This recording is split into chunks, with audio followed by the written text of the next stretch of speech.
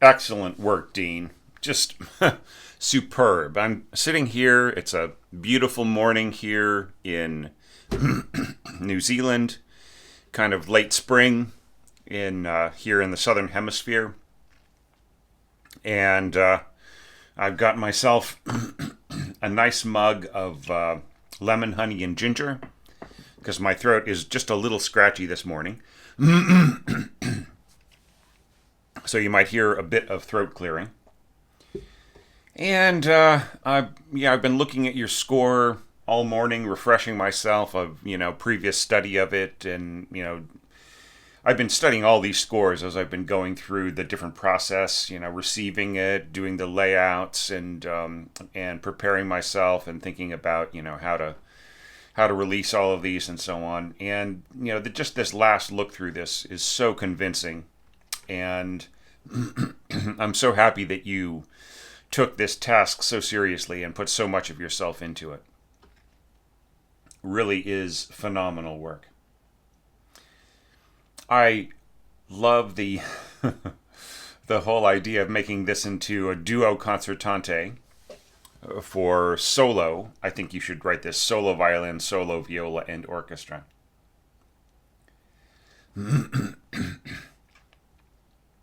Yeah, so much fun. The horns are great. Just looking at them, you really have stuck to, the the type of functional notes. This F here, of course, half stopped, but that's that is just really typical of of period scoring. It's all fine. Yeah, and then of course just really sticking strictly to the rules with your C trumpets. Yeah, just really lovely all the way through. And the scoring for the for your solo instruments, your duo concertante, is pretty convincing. There are a few things that I think you need to fix. Just every once in a while you come up with a certain inflection in your bowing or your slurring and so on, which I feel is just a little too fussy, a little too fiddly. But we'll talk about that as we go through. So yeah, really excellent work. All right, so my job here at the beginning is to help you to prepare your score for the stands, right? That is the that is the approach that I'm going to take with these later evaluations, these dotted longa evaluations. Just how would I help you get this ready? Or how do I think you should, what kind of editing should you do and so on. And, hopefully that experience of hearing that from me will get you ready for the things that you need to do, right? So let's start then with some general enhanced evaluation. Right? Just the kinds of feedback that I would give you. All right, so one of the first things is here your with your left hand of abbreviations, you really do have to mark that these instruments are solo, right? You can't just say violin and viola because you already have, right? We have a viola part here, we have a viola part there. What if you were to condense the score? Say, I mean, this this horizontal layout, this sort of landscape layout, is all well and good for my videos here, but let's say that this became a regularly published work and it got played a lot, and the engraver, the publisher, decided that they wanted to boil some staves down, right? Shouldn't this say, like, oops, capitalize that S. Shouldn't this say solo violin? Notice how that made the margin jump over, right? So this is something you can also do, is just stack the words vertically, right? And I think that that's perfectly fine, right? So now you'll see that appearing in all the other parts, right? So really make sure that you mark your solo parts as solo in the left-hand margin, the abbreviations. I don't really like the whole S period violin thing. If this was just like S period violin, I mean, I guess that would be clear as to what its identity was. But I think just really writing solo is important, right? Visually. Now, speaking of the word solo, I think that these words here, soli, tutti, and so on and so forth, that's kind of like, you might see that in a concerto grosso score, but I don't think it's necessary here. I think we can tell what parts are solo and what parts are tutti and everything. We really don't need this text at all. All right, that can be cut. It's just,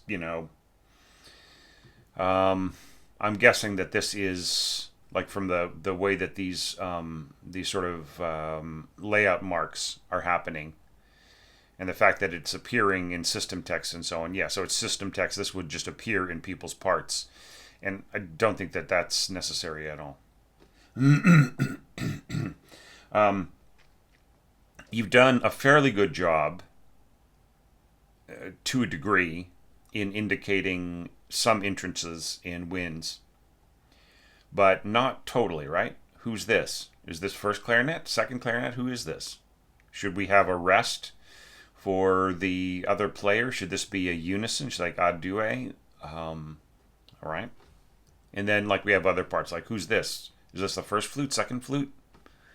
And so on. So you just need to go through this, like obviously you took the time to do this, but you didn't really do the most excruciatingly intense job of it, right? So just really do a little bit more proofreading, okay? Then the other thing too is that you need to proof for divisi and unison, right? So this should probably be divisi and that should be unison. And there might be some places where you do not want it to be, like say, if we're getting to, like a very loud place right here, you might elect to have your violas non-divisi, right? Just so that they can compete better with the winds and the brass, say, right? I mean, you don't really need to. I wouldn't, but that would be possibly the philosophy.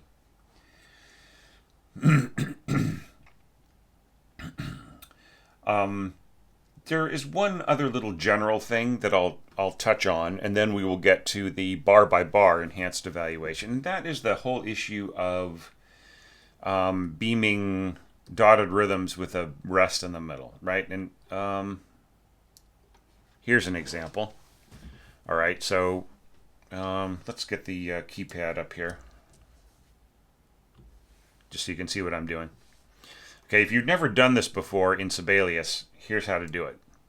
Grab the primary note, like the note that's on the beat, right? And go to beams, and then click this little guy here, right? Now, nothing will show at first. Then go to the secondary note at the end, and click the other direction. Actually, maybe do that first, and then do the primary afterwards. Yeah, that's the way to do it. Here, let me do that again. So do the do the note at the end first. I knew I was getting something wrong. just select them and click that box, and then go back to the primary note. Right, and then you can actually you can actually just copy paste, right? So if this bar is the same as the one that follows, right? Right, you can just do the same thing here, and just kind of like copy this. Oops. See, I'm afraid to just like do the R command, because then I lose the forte dynamic, right? And then sometimes the any kind of special beaming and so on that you've done will just disappear, right? So you might have to readjust a lot of these, right? So that's that's what I would do in these situations. And if you really feel that the tail end or the bottom end of that beam is too, is too far down, you can go to your filters, right? Select rests, and just, I would say, go say command up arrow, right? Maybe even a little bit further. And that would be how I would score that. Okay, and then the same thing here. This this dun dun dun dun dun dun dun. I mean, you do that in a few places. You don't have to do it everywhere, but I'd say anywhere where you have like a series of 2 bars or so. Like here we've got a bar, the previous bar here, right? So if you have 2 bars in a row, or even just a full bar, especially if there's a situation where it's a lot of sight reading, then you might want to do that approach, okay? So those are just some general comments. You didn't, your attention to detail was really great, Dean, and you didn't give me a lot of things to give you general feedback on, though some other issues will probably arise as we go through this, and especially with the when we go through our evaluation criteria. All right, so now bar by bar enhanced evaluation. Let's start off with this. Now, here I think you could pull a little trick. This is obviously going to be natural horns, right? We're really thinking of this as natural horn scoring. So this should be written out as old notation, I feel. And the way to do that is just, let's see, select it, grab this, okay, and then this will actually be scored an octave lower, right? But you want it to sound an octave higher. So what you do is you select it, grab an ottava mark, and then select the ottava mark and type Shift Command H or Shift Control H for PC systems, right? And then in the mockup, right, this will sound, right? But having done that, I would still say old notation, right? But just use this approach, because I think that it's much more, stylistically, it's more, it's part of the period approach.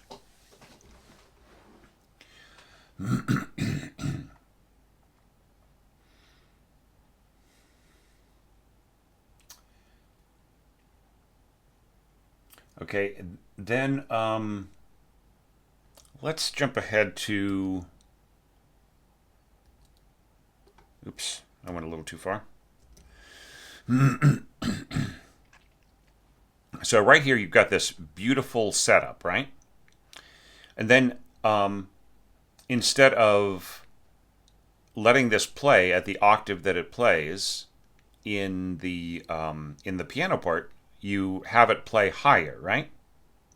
With the with the strings, the string section, playing everything an octave lower. Okay, so here's the problem with that, Dean. It's a sort of a proportional and dramatic kind of problem, right?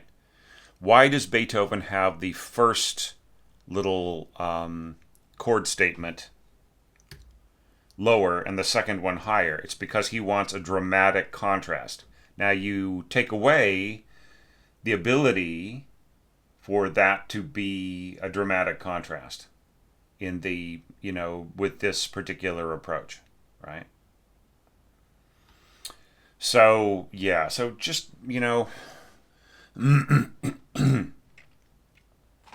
make sure that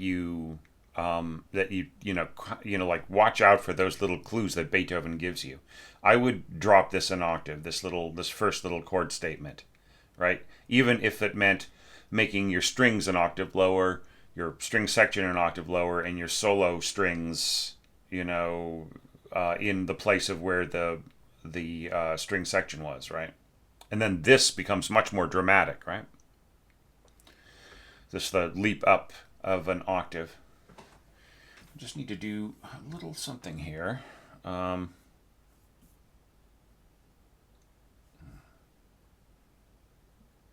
Okay, I guess it doesn't matter. All right, I won't worry about it.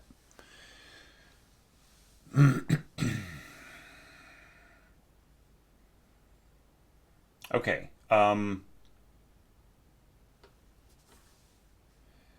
Now,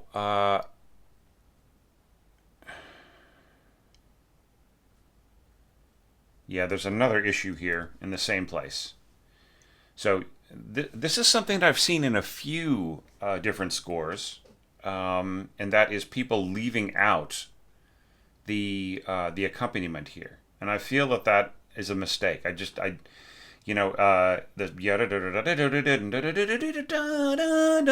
Beethoven put in the little accompaniment for a reason, even if it's just really, really softly stated, say in clarinets and bassoons, or middle strings in here or something like that, just incredibly softly.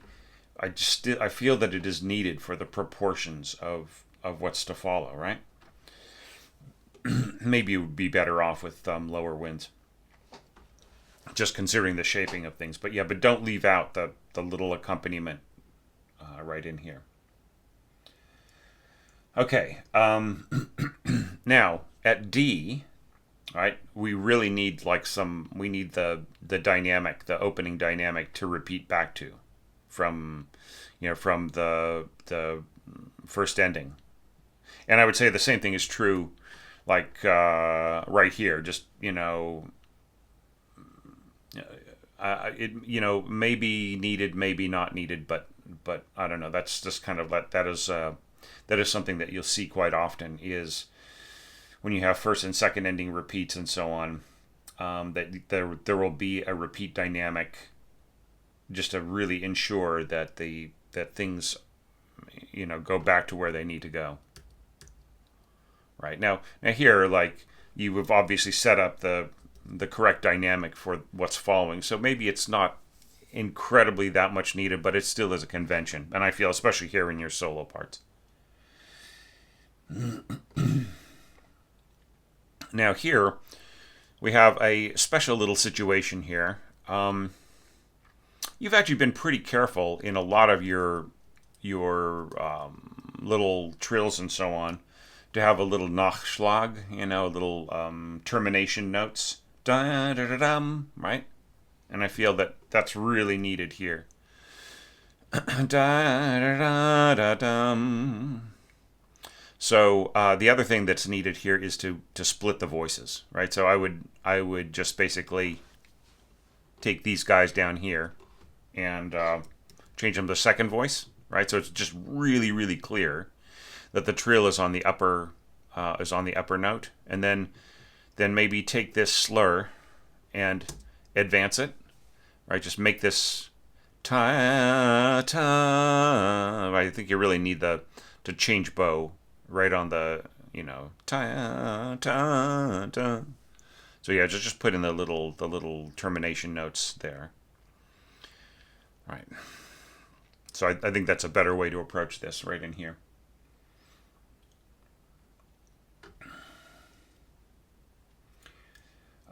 Now, this is something that I feel, you just had such a great idea, but the problem is that it really doesn't work. Like the whole idea of the passing tone, right? It just doesn't work out with the voice leading in the the this the whole thing that Beethoven has got here, it's already complex enough, and you're adding another layer of complexity on it that doesn't like, it's like it works against the scheme of what Beethoven has got going on here. So I would say rethink this. Do something here in these little solo lines that complements rather than contradicts what Beethoven is doing. But if my warnings don't matter to you, or if you just absolutely are set on this, then this should be an A flat, shouldn't it? Not an A. There are a few bad notes or wrong notes here and there. We will talk about that as we go. But yeah, and here's where I was sort of saying that, like, remember before I was mentioning that some of the slurring felt a bit fiddly, and what I mean by that is really just counterintuitive. Like, you're having the player go down, up, down, up, down, up. It's like it it just really, it just and it also, like, this, a lot of this passage with Beethoven is just very much, and on top of that you want, so you see what I'm saying? It's just really, like, mentally it sort of seems right?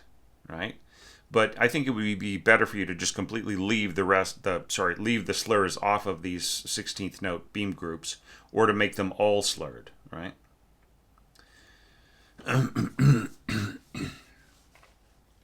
Have some kind of regularity built into it. Like, this kind of thing is just very, I mean, top-notch players, will eat this for breakfast, lunch, and dinner, but that still doesn't mean that it will sound right or that the bowing will flow, right?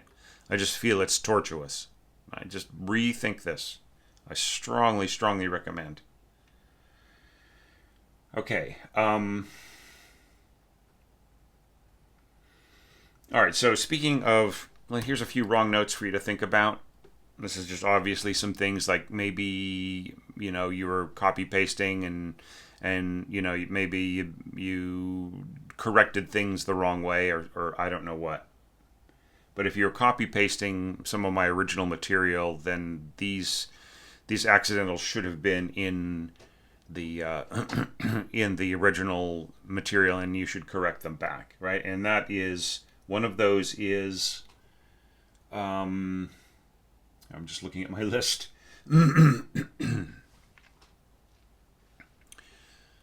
So yeah, I think here, bar 69, this should be an E flat, correct? Okay. And then there's this one little jump of register that feels a little unnatural. Do you know what I mean? Just like right in here, suddenly everything is up an octave. I'm just wondering if there's a way that you can get up to here without this big leap. Or what if you just don't have to do that? What if you just stay down there? You know what I mean? And then maybe change this around a little bit, right? But I mean, if you must do it, maybe there's something you can do in this viola part to make it climb up to here, rather than just having this viola part, having the violin part cascade over the top and suddenly yank everything up. It just doesn't feel so quite as natural as it should be, right? And of course, here's one of those places where I would want you to consolidate these as beam groups. Now, people might be saying, well, hey, here, like, I remember, Thomas, that you mentioning in other parts not to do this, like not to go rest da da da, rest da da da, rest da da da, and that is true more for like the orchestral parts. I would say in like solo or duo parts like this, where the players are really just of one mind and they're playing off of each other. In synchronization, it's not as big of a crisis. Okay. And also, you'll just be assuming that these players are on another level as well, right? They're just, they're very used to soloistic playing, and they're incorporating all of that.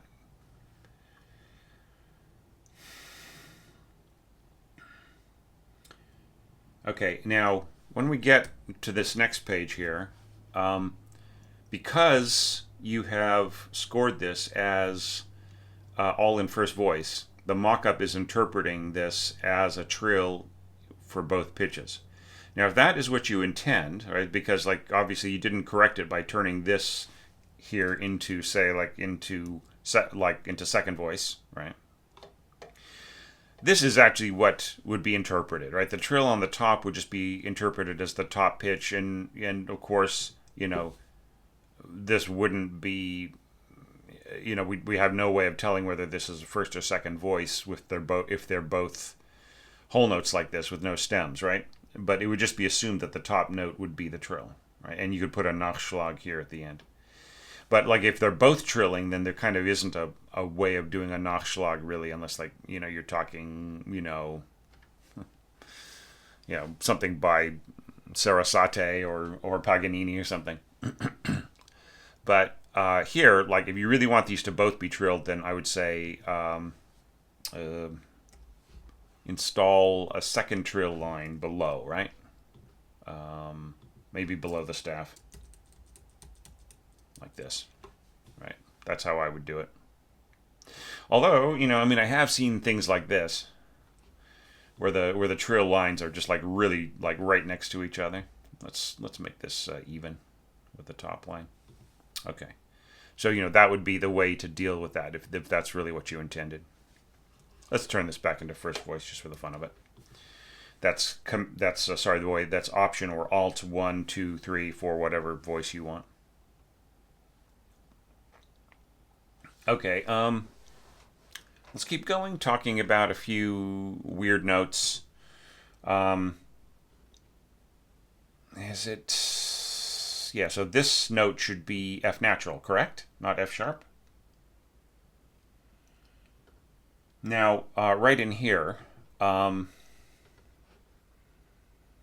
feel that the way that this is structured, I think that there needs to be more string tone in the higher pitches here. Okay, I think that you could do more here in terms of double stops, or not double stops, of divisi. You could have this octaves divisi, right? Octave higher, and the same thing here, octave divisi at the very least, right? To sort of enrich this chord so that it's mixed rather than wind heavy on top, because you've already got the strength below in the horns here, right?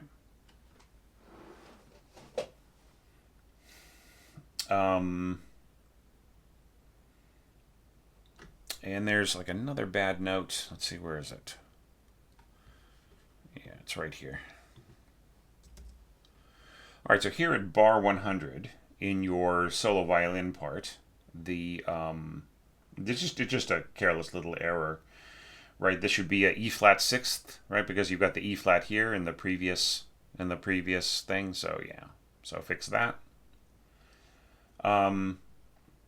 And then I would say, just kind of going on from here, there needs to be some reordering of pitches here in the solo part. I would keep, like, you've got your first violin already set up here, covering pitches way up here, right? These sixths and octaves and so on. It would be very easy for the first violin to just keep going. And you might be thinking, well, doesn't this push the viola part up way higher than it needs to be? No. I would have this played in viola. Don't worry about going so high. Like if they are a concertante player, right? If they are a viola specialist, or say like more realistically, they're a violinist who occasionally plays viola solo, right? For like say in the Sinfonia Concertante of Mozart and so on. They'll take the viola part. They will have experience getting up there on top of the A string and playing little figures like this, right? So do not worry that this is out of range for the viola player. Just select this bar, change that to treble clef, give this to the first violinist, give this to the violist, and just have them go, da da da da da da da da da da, and then you could have them end have both players end on this, the end on this E, right? And the first violinist just can, take it forwards the way that it is. Fix these slurs; they're just very unnatural. Da ta ta ta ta ta. I just, at the tempo that you're going, it's, the nuance that it will add, the inflection that it will add is minimal. And then the same thing here, just this to make that E, right? And then go downwards and so on. And that will just fix this. This is just really weird. The problem here, of course, is that the viola player, you might be thinking, oh well, I'm making it easier on the viola player by not having to do this. But the fact is that you're actually making it harder on them because they've got to play sixth and octaves in a very, very high position, with their wrist arched over the shoulder of the, I almost said elbow, over the shoulder of the body of the viola, and it, coming off of this is just really tricky. Yeah, sure, a top-notch soloist could play it or whatever. And then if you do that, you don't have to correct, you don't have to have these compensating dynamics. Everybody can just be crescendo to a forte. All right? Okay. Now, just like, once again, we're just seeing the sort of the staccato taken a little too literally and not, not made more orchestral. Right? It just, once again, I just feel like there's kind of a fluffy bunny bounce kind of feeling to it. Boink, boink, boink, boink. Right? We don't want that. We want the, like I was really hoping people would listen and compare to the approach of Spencer Myer, who I feel absolutely has, like, his sense of articulation and organization and colors and so on, that's all really orchestral. And just the way that he ends it, it says, So at the very least, that's tenuto staccato, right? But I would say, I think accents or marcato, right? It just, one way or the other. I think just kind of get away from the whole bounce, right? It shouldn't be bouncy at the end. It should be emphatic. It should be 4 punches in the face in a row.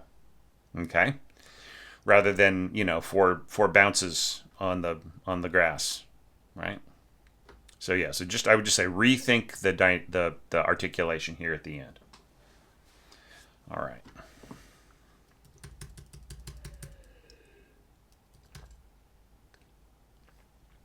Okay, I just had a quick sip of my lemon, honey, and ginger. Oh, that's so great stuff. Okay.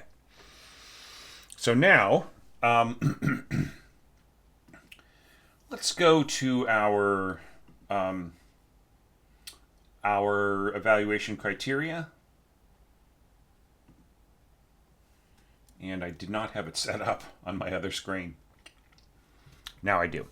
All right. So there's just so much good to say about every section. And I'll try to mention those good things even while I'm giving you feedback on things that you could, possibly fix and so on. So, the first concern is, does the intro set the mood effectively? And I feel it does, because, this is a duo concertante, and you let your solo players, say what they're going to say here at the beginning, right? You might want to say dolce or espressivo or something right here, just to really give them a chance, And here you say molto rallentando. You could even, maybe get, put in a fermata here on the second beat if you wanted to. Da da da da da da da da da da da da. Now, you fell into the trap of the notation of this sounding F in the piano score. If you listen to how Spencer Myer plays it, his thumb is resting on the F, and then the top part of his hand goes da da da da dum. And in fact, he even holds on to this A, so he's got F with the da da, or F. Da da, and he holds onto the A, da da da. So by the time he's finished at the end, he's got the F, the A, and the C, right? All holding together. All right, so just like I would say just make this a quarter note with a fermata. And in fact, you would be better off. Let me get this keypad. You'd be better off here like this, right? Because, there's two concerns here.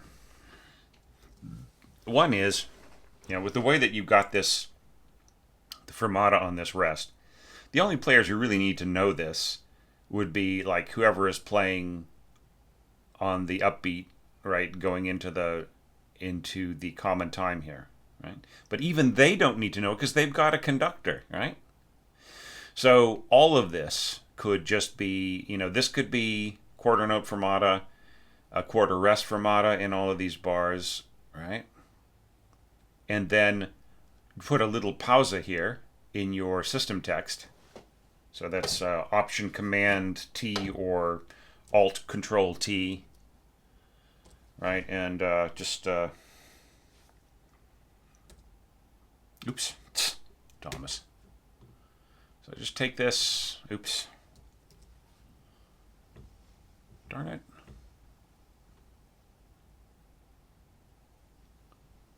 All right. All right, so this will appear in all parts. Maybe you could boost it up a little bit in the text, like to say maybe 20. All right, and then just drop it a little bit. All right, and then this will just, da da da da da. Da da da da da. Just a little flex of the elbows there in preparation with the conductor, and they're ready to start on the upbeat into the next bar, right? On the first violins. So you don't need any of this fancy schmancy stuff here. Okay. So just looking at the scoring, though, we've talked about the old notation here. There's nice low Fs, and then you got the punctuation here of the hammers. Of the piano, the piano scoring and so on. So that's all nicely done. And the first bassoon here, it's all great. And then here we have this bum, ba, da, da, da. It's really nice the way that this sort of sits under this. The slurring should be the same in both parts, right? So this is the better slurring, right? Da, da. So this should be the same thing. Da, da, and then ta, right? Because you don't want to slur these two repeated notes together unless like you really have an intention to do kind of like a demi-portato there or whatever, right? And I would make this an articulated ta, right? Ta or ta ta. I keep singing like the other part, right? In the it's just my brains are scrambled these days. But I try to get things right. Okay, so I would say just with making a few little changes in the slurs and in some of the durations here, the fermata and the rest and everything else. Maybe putting a fermata here, in which case you have to also do fermata here and fermata in the bar rest and the other held tones. Then I would say that this would be taken care of. Now we're going into the real meat of the situation here. And once again, just really get rid of solo and tutti, and you don't need that stuff. This is we can see the conductor, the score reader, we can see when the soli parts start and so on. The players don't need to know that if the conductor is worth their salt, they have got everything under control. Nobody needs to read these things. All right. It's more really of a if you think about concerti grossi, right? That would be a situation where the concertmaster might be leading the group, right? And the soloists might be leading the group or whatever, right? And I've actually worked with, I was the composer in residence for a group of virtuoso string players, and let me tell you, it was amazing. It was incredible. I wrote 14, 15 pieces of music for these kids over, I guess, 7 years. And they had two main concerts a year. And these kids were it was between 15 to 20 kids, and it was like it was the original New Century Chamber Orchestra layout. It was like 5 firsts, 4 seconds, 3 violists, 2 cellists, and a bass. And sometimes these numbers would change depending on, they might be bringing up people to train them, and so there might be some extra cellos or double basses or whatever. But generally speaking, that was the format. And these kids directed themselves. They did not have a conductor. The director or teacher or whatever of the, she would actually play within the firsts or the seconds, just as a regular player, to kind of fill out the section and to kind of be inside the music. And she let them work things out, right? So like this is the only youth orchestra I've ever been in where, one of the players would stop and say, no, the slur is supposed to be going towards the second beat here. Remember, we decided that, and everybody would go, oh, yeah, right. And then another player might say, no, but, like we've been playing it that way, and I just don't think it's right. I mean, they were so amazing. So in a situation like that, writing solely tutti, solely and so on like that makes sense, right? If everybody is looking at their parts in the score and they are the ones who are controlling the music themselves, every player, right? And the players, the leaders within the players. But in a situation like this where you've got a conductor and so on, you don't need this. Okay, sorry to take this really huge tangent, but I feel that these tangents are good, just like the perspective is good. One of these days I will do a video about those kids and talk about them and about the works that I created for them. All right, so the next concern is, does the melody start with elegance? All right, so, just let's take a look and see what you're doing to the bowing here. Okay, so you might have watched a couple of my other evaluations, Dean, where I talked about how going up, down, this puts a lot of stress. You have a lot of bow length right here with the up bow, which naturally pushes, right? So, and you're also crossing into a different register of the violin. So I feel that it's better to slur from here to there and then from there to there, because it moderates it, like it crosses over into that other, you're slurring down into that register, so that moderates it, and then there's a shorter bow length here, so it's just much smoother. And you might be thinking, well, what about here though? Well, that's actually would be better to mark this as portato, right? Or you could do this also as mezzo staccato instead, right? With staccati. Anyway, but anyway, one way or another, that just is a much more even way of taking care of it. Don't worry, the slurring here does not have to match the slurring there. And this is really great. See, like if you've got this going, bum da ta, right? Then this makes so much more sense with the slurs here matching what's going on the violas, right? And then the violas continuing, right? They're slurring by the beam group. Now here, this is very clever what you're doing here. So this is down, and then this is up all the way to here, and then this is down as the bow relaxes. So, ta ta. So I'm just gonna say that's fine with me, right? You could go ta, like down, up, down, up, down. If you do it that way, no slur here, and then slur and slur, then that actually gives the player much more control over, like the shorter bow lengths can be a little choppier, but if the player is playing in a legato style, it's not as huge a concern. And it also matches what's going on in the slurring in the parts below, right? But actually, this is all right. This is fine. It's a beautiful, smooth way of approaching it. No notes here, and that also addresses the next, all the other concerns, right? Is there a natural flow to the accompaniment? Yes. Do you expand without clogging up? Yes. Is there a natural transition to octaves? Yes. And this is beautiful, the way that you've got this little doubling here in the clarinet. It just gives it that extra little edge. It's just wonderful adding clarinet to violins. It's just, it really has, and It's a different thing than adding clarinet to violas, isn't it? Right? Because like the musky quality of both instruments contribute, and they have a different kind of combination. But when, even a soft clarinet adding to soft violins adds that just a little bit of a slight edge to it. Like, and by edge I mean almost like cutting its way through the sound picture, like in this case, like a butter knife, not a razor blade. So yes, I love it. Okay, so now we have the first real entrance here, and I'm so glad that you included Leggermente. All right, I get the box ticks for me on that.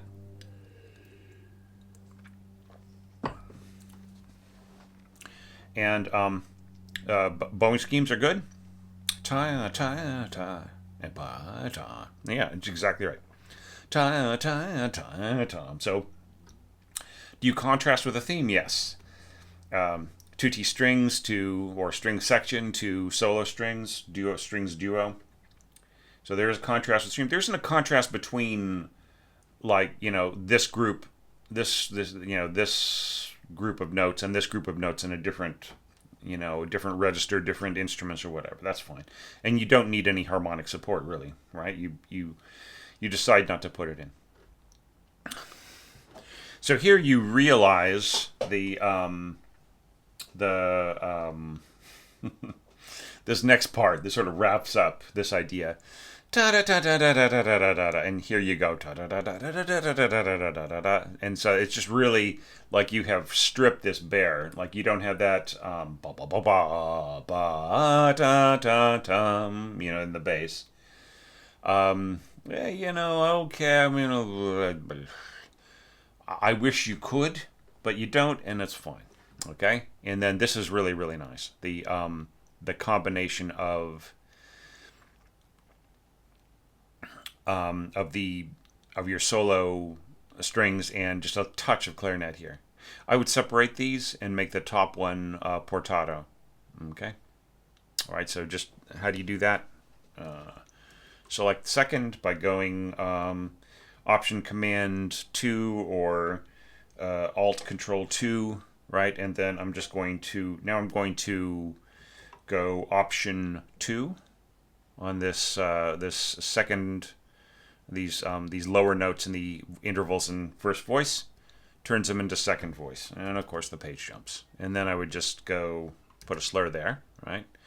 And then here I can once again select first voice, select just the notes, which should go like this. Yeah, okay, and then open up this, right, and you could do that. And then, this is something that Sibelius should really get it together. And whenever there's a situation like this with portato, the slurs should sit over the articulation mark. Sorry. Right, just like this. So yeah, any Sibelius developers, this is what I want. Okay, as somebody who has been using the application for 25 years now, right? And one of the top users, and I've even had 3 educational courses, 4 I guess, on Mac Pro Video. This is what I want, right? When you have portato in an opposing voice, right? So this is what I would recommend here, to kind of keep this smooth, right? Okay, so that's really, really nice. And then just like that, bum, bum, and then you answer, and then just do the same thing with that D here. Yeah, and that's great. The open C, it's just really, really nice scoring. And then bum, bum, really, really nice open pitches in your horns, bum. So this is just great. I really love the A section and what you did with it here, and just the simplicity of it. It's really, really lovely. Now let's talk about B. Fresh new color. It's not fresh in the sense that we're once again relying on one of our duo players. However, it's fresh in the sense that this person led, and now the viola is going to lead instead, which has a quite different tone. It's kind of a more chesty, more intense sound up there on that A string, right? Da da da da da da. Yeah, and this complementary timbre in your violins here. Like something that you could do, Dean. Just a thought. This could be divisi and violas, right?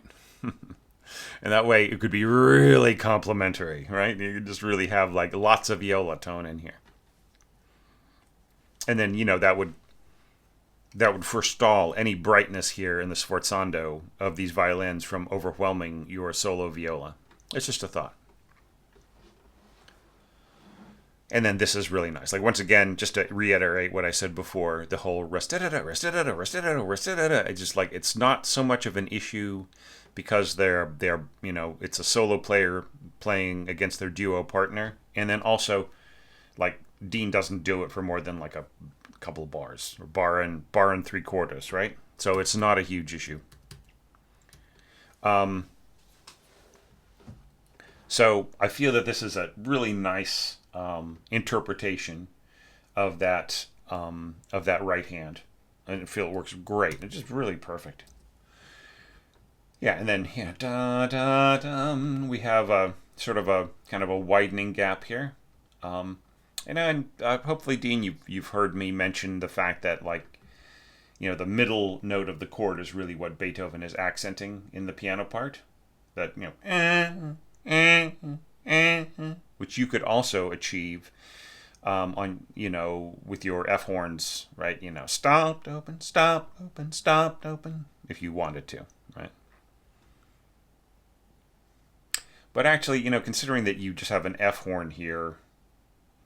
Yeah, maybe that's probably not the greatest thing. Yeah. Well, no, it would work. It would work as as a going from written D sharp to D natural, right? In the transposition scheme of it.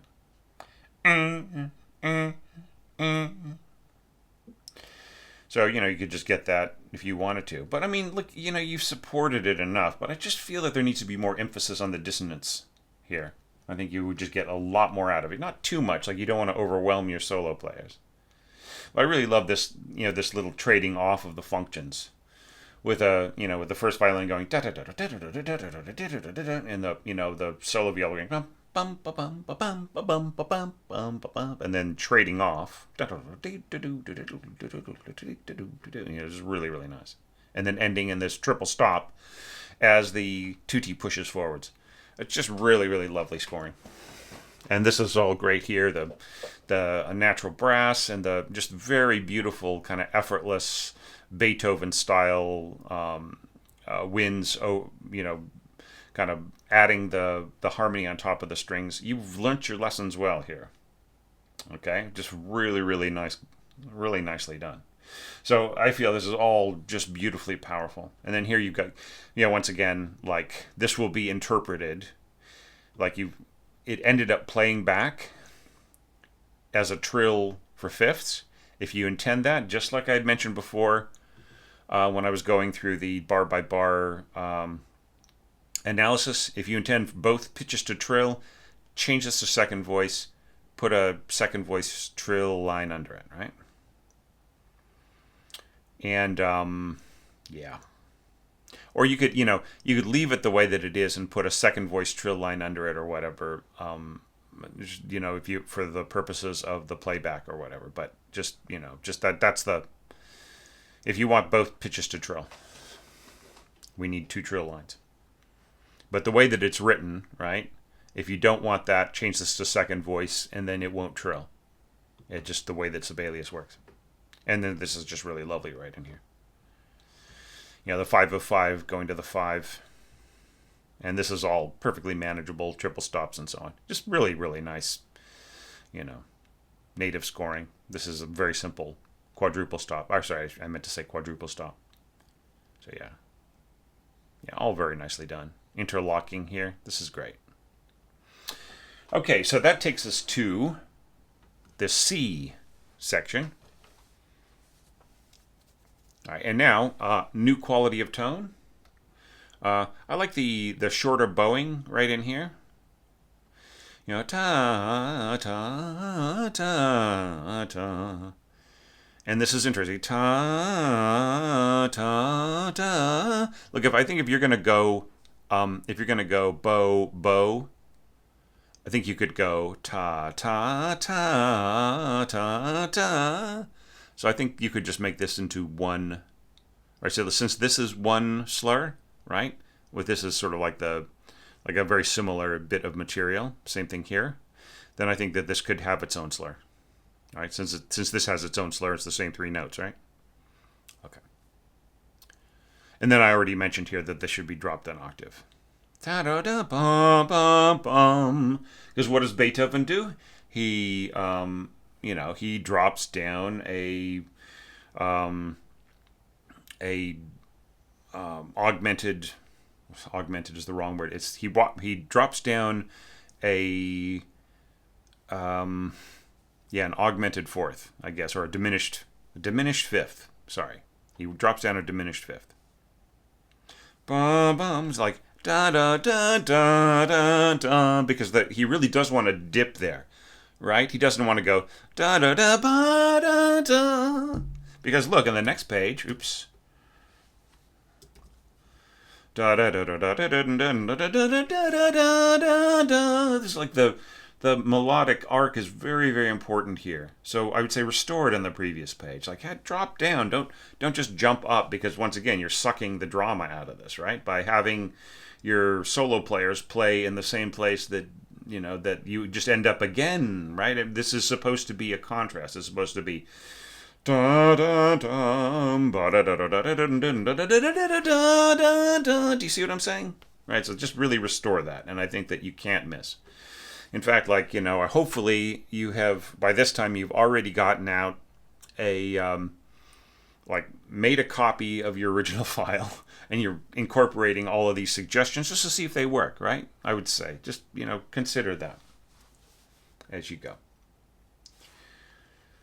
All right. And then, just because, a lot of this is duo concertante, a lot of my concerns about, new quality of tone, contrasting timbre, does the contrast influence the scoring and, handing off to instrumental solos, first violin, blah, blah, blah, blah. None of that stuff really matters, okay? It just really matters how you're using the material to support your concertante instruments, right? And the concertante instruments, for instance, here's an example of very fussy bowing, right? So can't you just go ta ta ta ta ta ta ta ta ta ta ta? You know what I mean? And then the same thing here, ta ta ta ta ta ta ta ta. Just fiddly as all hell. Just ta ta ta ta, or a ta ta ta ta ta ta ta ta ta ta. Do you know what I mean? Go for the drama here. Don't go for the little teeny nuances and the interruptions of the natural flow of the bow. Really try to get the natural flow of the bow going there. And your players will love it, right? It's just the way that it is now, the players will sort of shrug a little, right? But just making the bowing much more natural and much more integral to, nice, fast, furious playing or showy playing, I think will just, it'll do the players a lot of good. And, and look, and seriously speaking here, Dean, this has got a chance. This score has got a chance. You just go find a duo partner that they're used to working with chamber orchestras and doing these kinds of crazy experiments, and just show them this score and see if they go for it, right? I think it's a really cool score. With of course, make a few changes if you can. And this is just really lovely. This barium. This is such great concertante or duo concertante playing, just playing off of the other part and then leading into these you just make these chords feel so natural, right? And of course your little quadruple stop here, it fits right into the instrument, and it is an expression of this harmony here. So brilliant idea. And this is just a very, very natural, the way that this leads back down and goes right into this da da da bum bum bum repeat, right? That is a beautiful pickup right in there. Okay. So I feel that just this really ticks all the boxes in ways that I didn't expect. It's almost, it's almost better. I almost feel like that the score is stronger for it, completely sidetracking my evaluation criteria and doing, creating other questions and other problems and other things for me to talk about besides them, which is good. Like keeps me fresh, keeps me from just repeating myself over and over. And then this is really lovely right in here. Going to the minor. Well, we will talk about that in a few minutes, right? Maybe 10 minutes. First, we are going to go to section E, and we're going to see how you were going to compare the different treatments of the recapitulation, right? So let's compare, though, to what you did before, right? The treatment of the theme. So how do you build on the opening material and possibly return? How do you develop the material and so on? So let's just quickly review this, right? We had this really lovely string treatment here with a touch of clarinet, right? And then we had the concertante players answer it and very much simplifying this section right in here and leaving a lot of stuff out. And then we had like the contrast of between the clarinets and duo players, double stops, and strings, kind of going back and forth. Eventually adding horns, and then leading to this conclusion here, right? Okay, so now how is that recontextualized at A? Right. Da, da, da, da. And then here, like you have the ba, ba, ba, ba, ba. I just really love this. This is very, very much Beethoven or like Mozart violin concerto kind of idea of coming in late with your solo players and then just playing over the top of it. And I feel it's a great way to bring them back in, right? So so you're having your solo players contribute here in octaves. This viola part built on the same material that the violin is doing, and you're really being very careful to keep the accompaniment in the background here, so that the solo players can play out, and that's fine. This is an example of dynamic mixing. I might have more to say about it if it weren't the fact that one stronger, broader piece of scoring is being stomped on by solo players coming afterwards. So I would say in this case, I think it works really great. You might not even need like this oboe flute duo right in here. Do you know what I mean? But I think it works fine. You don't have to change it. But I'm just saying you might not need it. And this is great. That little diminuendo going down to the pianissimo. So like this, all of those elements are quite good. Yeah. Because we have to remember this is da da da da da da da da da da da da da da. Yeah, really nice. Yeah. So I feel that this works great. You have an additional C clef here you might want to get rid of. Then here we've got something similar to what we did before, except like you've added a little bit of dun dun dun. This is also very Beethoven-like. And here like I would just for the purposes of uniformity, I would also make these into organized beam groups. Okay. It's just easier to read because like your score might just get one reading and that's it, right? So the easier you make it on the players, the better. Now I'm actually having said that, even if your score gets a huge amount of readings, I'm sitting on top of like a full evening's like 2-hour concert that's now being toured around the Pacific area. So it's had many concerts in New Zealand now. I maybe like 7 or 8 concerts in New Zealand, and two at the Sydney Opera House, and then they're going to go back. I think they're going to play the Opera House again next year, and then also in Melbourne too.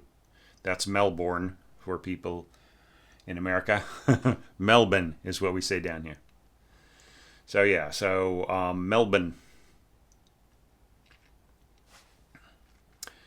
So yeah, so the point that I'm trying to make is that I throw in a lot of things that make it really easy to read, because the players are gonna get like maybe one rehearsal, maybe two, like one rehearsal to run through the material with the choir, and then address rehearsal on the day, and then they're gonna have to perform it 2 or 3 times, right? So the more I can help them and pretend, if you just take the pretense, the affect that the players are reading it for the first time all the time, then you're in the most helpful state. Okay, all right. So this is very, very cool. So, I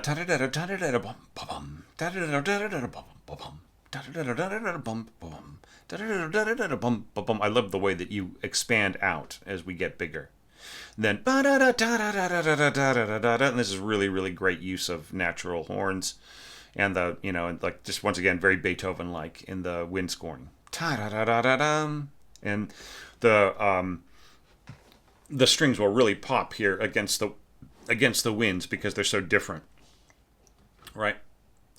Even with this higher horn scoring right in here, it won't quite drown out what's going on here, because it's so nicely done. And I think with this, separate bow strokes is great, and then the slur at the end is perfectly fine. And then here I would accent these.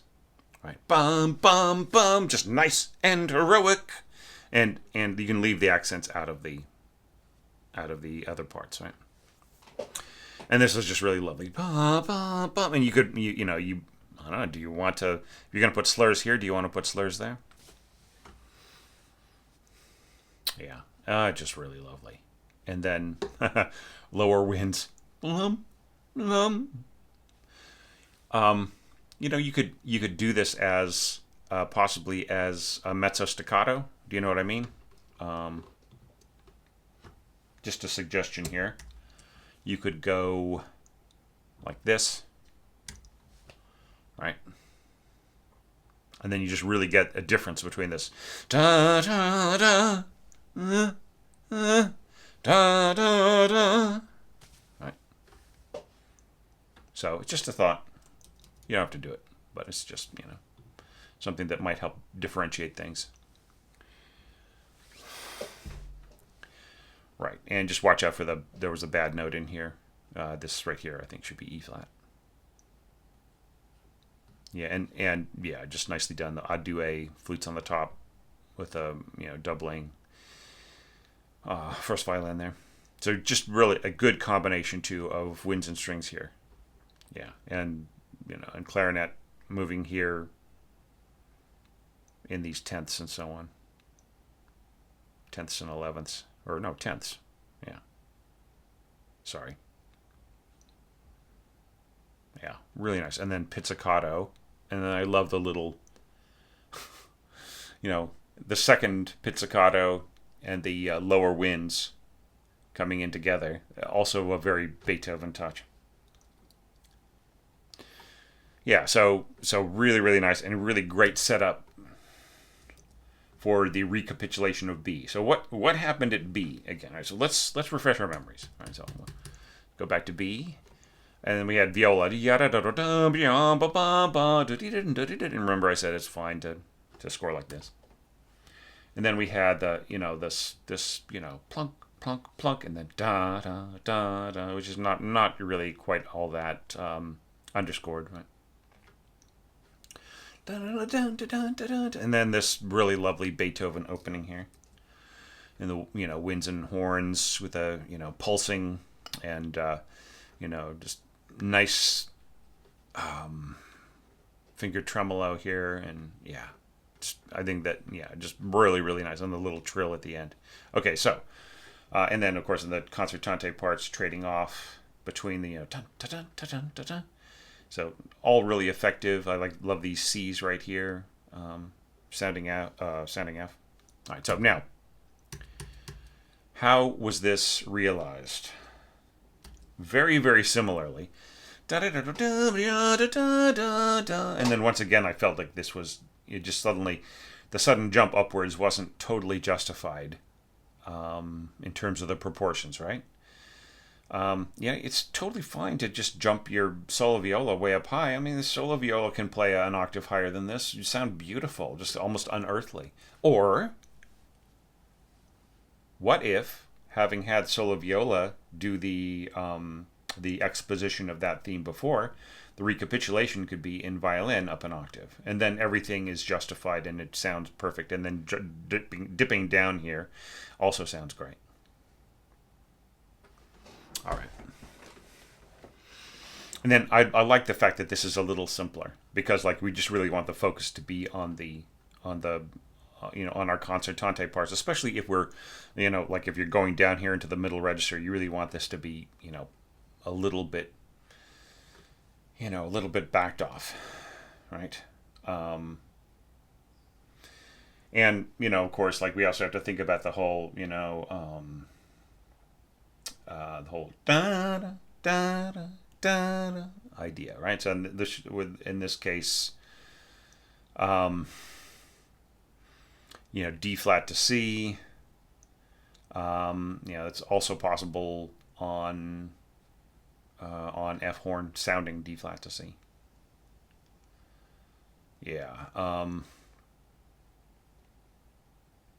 Yeah. Anyway, and then this opens out. Yeah, just yeah. And this is really lovely in here, really great soloistic scoring, and I feel it works excellent. And you're being careful to not let your tutti parts overwhelm, but once again call back to what you did before, right? And really good expansion right in here, right? And then we talked about the do you want this to be like a trill in fifths? It is possible up there. The pitches are really close together, and the player could just definitely be just barring the chord and going.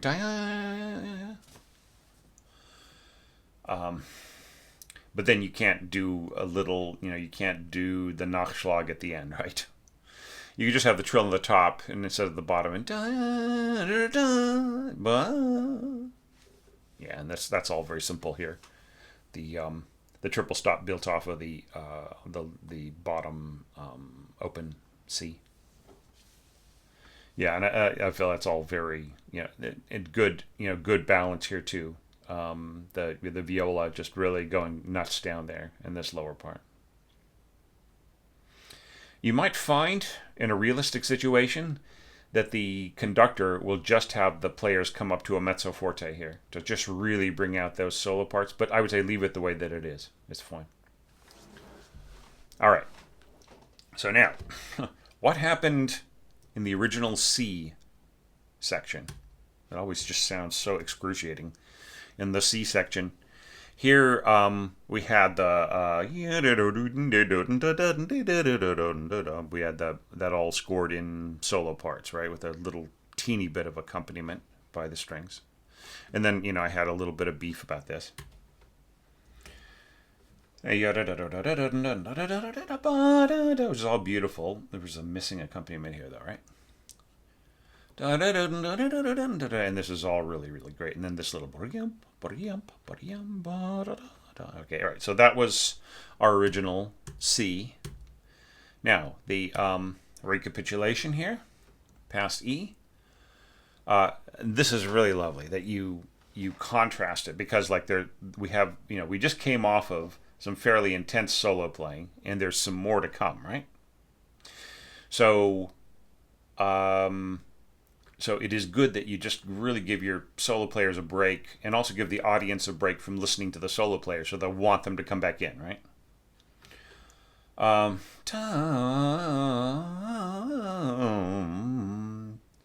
Yeah, and that's all fine. I just really lovely interpretation with the clarinets under the flutes and the bassoon coming in and so on, and then oboe, and it's all really nicely balanced. And then yeah, this is all works great, you know, little stop C sharp there. Ta-da-dum. And then just suddenly soft here, oboe and bassoon. Ta-da-da-da-da-da-da-da-da-da. And just, you know, normalize this, please. Not ta-ta-ta-ta-ta-ta, or ta-ta-ta-ta-ta-ta-ta-ta. It's just too weird. Either just make these all individual notes or go ta ta ta ta ta ta ta ta. I think that works better. Just slur each beam group. Ta ta. Yeah. Yeah, nice. And then what's, you know, ta ta ta ta ta ta ta ta ta ta. Yeah, I would maybe do that rather than this, you know, ta ta ta ta ta ta ta ta ta ta ta. It's just too fiddly. And this is really nice here in your natural brass. Very well done. And then just answering in viola, right? And then this is just so cool. Ta da. Ta. And then the just normalize this. Don't be fancy. Ta ta ta ta ta ta. Yeah, and just like I said before, make this the first violin part, and don't be afraid to send your viola up there in little patterns. That's fine. Ta da ta da. Okay, so I have a problem with this wisping away while the cellos push in. You know, I feel that if anything, your parts should get stronger here and push forwards with everything to this big forte here, right? Rather than I feel that this just kind of goes against the whole energy, the whole vibe of the music. I really love this right in here though. The strings, the way that you really absolutely definitively, you know, you put the tie in here so that we absolutely know that the mezzo forte falls right on the middle and so on. Just, yeah. So I feel that that's all really strong. Yeah. And this is also great right in here. I'm just really not sure how well this works, the diminuendo here with the spirit of the music. But I mean, look, you could, if you feel that that's the right thing to do there, who am I to say different? I just, for me, the proportion, I feel, pushing forwards is really the way to go there. But whatever, And then, as I said before, you don't make this bouncy, make it emphatic. Really make it stick. Do you know what I mean? Rather than doink, doink, doink, doink. All right, I appreciate you putting the tenuto here at the end and so on, but wouldn't it be great to just have one articulation approach that was just uniform and it just really gave us, bum, bum, bum, bum. All right. And then you don't need to put in the rallentando here for the tenuto at the end. Dun, dun, dun. Yeah, I'm not so sure about this F down here. Yeah, you don't really need that. That F is covered, right? Yeah, you don't need to overdo it. Okay. All right, so now let's jump back to D and finish our look at this first movement, which, once again, I'm picking it apart and saying, try this and watch out for that and so on. I really feel it is, very powerful. Da da da da da. And, the same thing, ta ta ta ta. I just, and then here, sing this the way that you have this grouped. Ta ta ta. I think that works out better. Just slur, slur. I know you're trying to keep it well, just imagine that you're coming off of this, right? So this is like a down bow, up, down, up, down, up, right? And it resolves itself. So just make this, split the split the slur here, and then make this even, right? And then it'll be much smoother. And this is just so lovely. The lower winds coming in here below this. It's just very, very Beethoven-like. It's just beautiful scoring. Da, da, da, da, da, da, and this is slowly da, da, da, da, pluck, pluck, da da dum. Exactly right. Push here. Bum ba bum ba da da da da dum.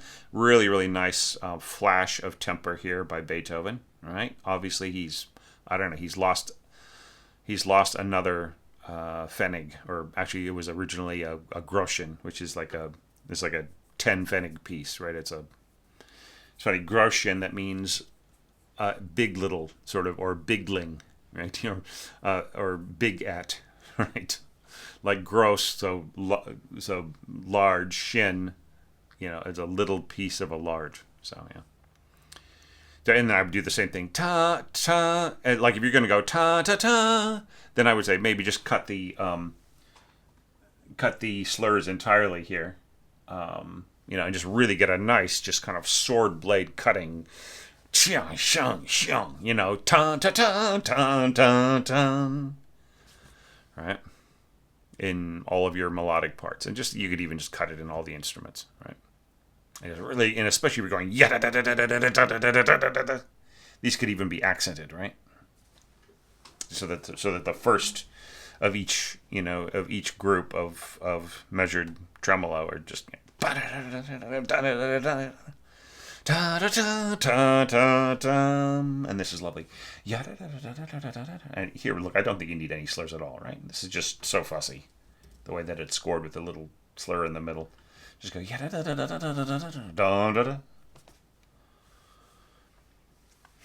right. It just look, the way that this is, this thing with the passing tones and so on. You've already got enough going on. Da da da.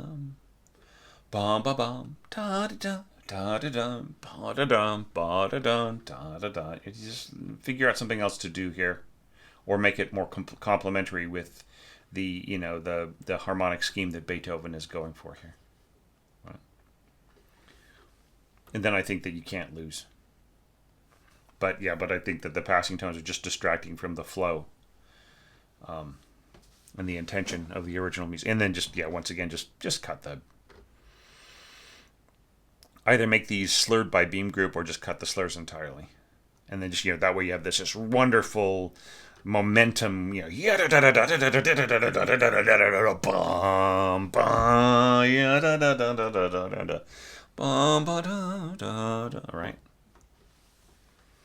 Yeah, let the music find its momentum, right? Don't hobble it. It's sort of like there'll be a kind of a stumbling feeling here. And this is nice, though. This is the way this. Da da da da da da da. Yeah, and this is just classic Beethoven. This, adding the winds, flute, oboe, clarinet, horns, bassoon, boom, right? Da da da. You got the tie here, or the tie, the continued C, and the rising of the up to the third and then the fifth, right? It's all very nicely done. Yeah, and then the just really tailing off. Da, da, da. So look, I just despite me sort of having a few snags and a few things that you did on this screen, I just still feel it's very, very strong. This could probably be done just with a number one here. What was happening in the previous? Yeah. Da da da dum. Yeah, so here, like with this style of scoring, you can just go straight to number one on this, right? And then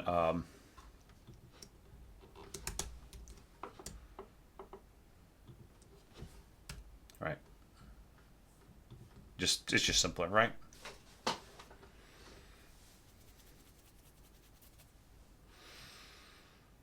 And then the same thing here, right?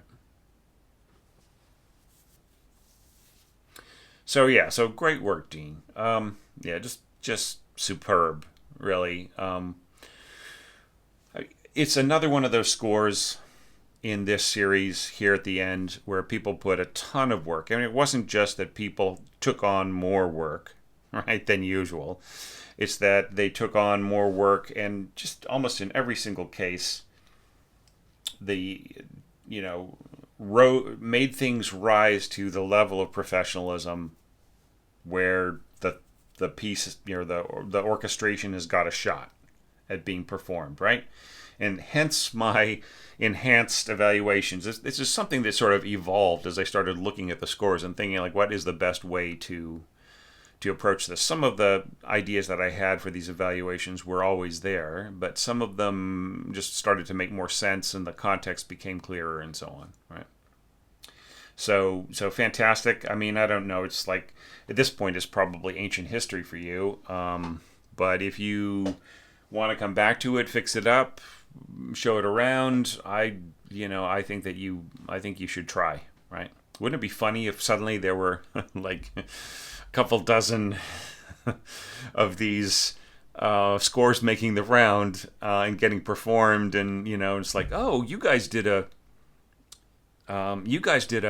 performance orchestration of the 24th Beethoven Piano Sonata orchestration. Like we also did one. It was completely different than yours. I wonder why there's so many of those. And like nobody out there in the concert music world, the management level and promotional level, knowing a single thing about what we're doing here. That would be hilarious. But I really have a lot of fondness for this, I think somebody mentioned in comments, they were sort of thanking me for my evaluation, and they mentioned what I was doing as criticism, and it really is not criticism, right?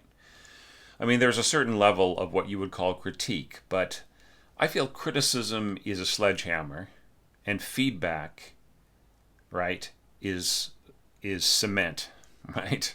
It's a foundation.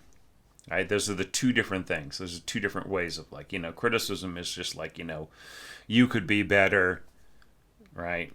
And I know why, right? Feedback is more like, have you thought of this? Here's my perspective on that. And, I know the problem here, and this solves that thing. And, oh, there's a wrong note here. And, you're being a part of the process of the other person's creative endeavor, right? By giving them advice, right? It's advice. It is not criticism. So, anyways, and that's what I feel, with all of these, evaluations. That is just my approach in general. I don't like sitting around being critical of people, right? But I love giving people feedback that they can use to be better. And if there are stronger orchestrators out there, who've been able to use that to their advantage, then great. All right, so once again, excellent work, Dean. So let's take a little intermission, and then we'll come back and take a look at Movement 2, which is also fantastic.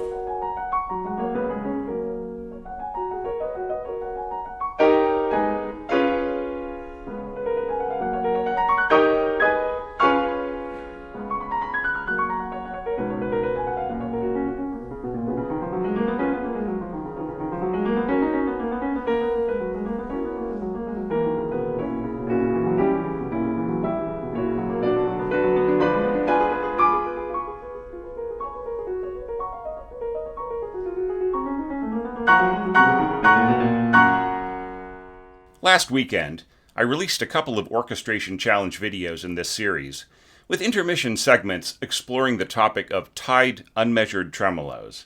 Now let's take a look at how Debussy took things even further by slurring groups of tremolo notes. As we saw, ties on unmeasured tremolos might not be necessary most of the time, but in certain cases, they could be useful for grouping pitches and their precise durations, not to mention clarifying certain gestures and functions. But slurs take this philosophy of musical connections and gestures even further. Are slurred tremolos relevant to you in your work? Or do they make any difference whatsoever? Looking over Debussy's work, we can see that he was already exploring this approach as early as the 1890s. In his masterpiece of nuance, Sirène, he scores very soft falling tremolo octaves behind his wordless sopranos, slurred together in pairs as if sighing in wonderment. To a degree, this merely represents a kind of textural icing to the downward rippling lines of the clarinets trading off with the harps. But the slurs are undoubtedly intended to imply that the lower notes in the strings shouldn't land with any kind of weight, but simply insinuate themselves. At the end of the passage, when the horns take over the thematic role from the sopranos, the strings play intersecting whole-tone scales in parallel thirds, maintaining slurs over unmeasured tremolo at the merest whisper. As before, Debussy wants the players to avoid any hint of emphasis, and make the motion feel as smooth as silk.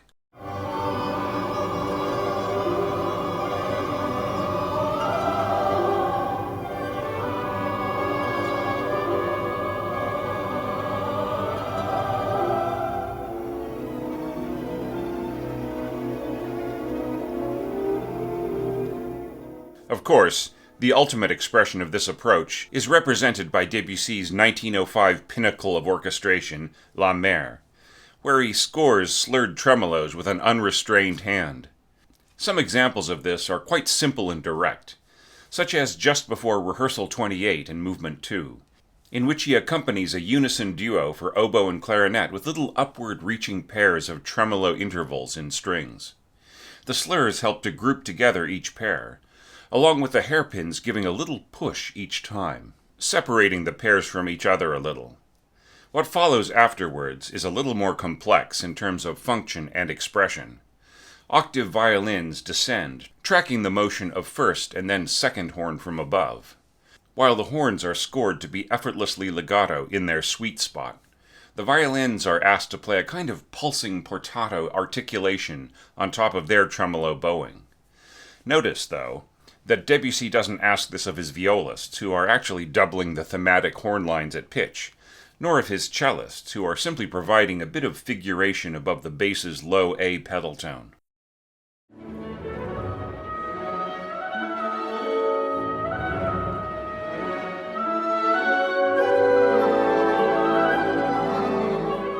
Interestingly, Debussy doesn't employ the concept of tied and slurred tremolos as the default, but instead appears to reserve such scoring to its most advantageous and specific context. For instance, in the little episode at Rehearsal 17 in the same movement, he doesn't bother scoring ties in the first 6 bars of tremolo string harmonies, even when they could arguably help define the accompaniment under the oboe solo's phrasing. To an extent, he can simply rely on the accents and the dynamic hairpins for that.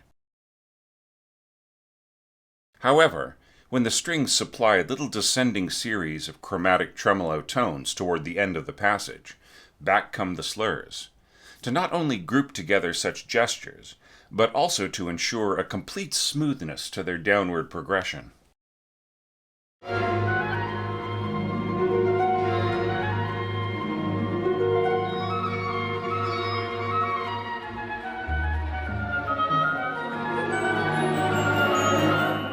As you can see, this approach is really indicative of Debussy's incredibly subtle, intuitive outlook on orchestration, and may not necessarily be anything that every orchestrator might want or need to use. I'll leave that to you to figure out. But let's get back to Dean's score now, and see how he tied up this sonata orchestration in the second movement.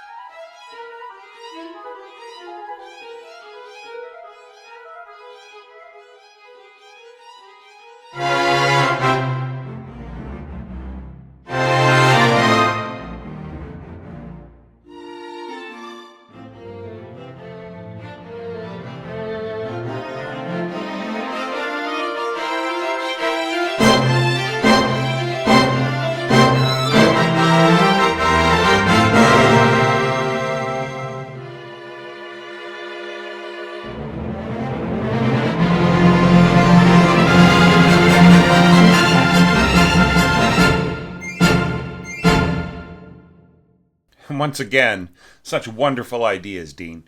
There's just so much energy and great momentum, and yeah, just like you're just bubbling with a lot of fantastic commitment, and it's just one of those things that the more I see great content like this, the more I'm kicking myself for for not trying harder to recuperate. But I mean, like, the problem with long COVID is it doesn't matter what you try. I've tried in the past to get better. That doesn't really help. What just really helps is time and trying different treatments. The one I'm on right now seems to be working pretty well. So, with all that said, which reminds me, I need to order a little bit more medicine today. Let's get right down to some general feedback here. With and starting with some enhanced evaluation.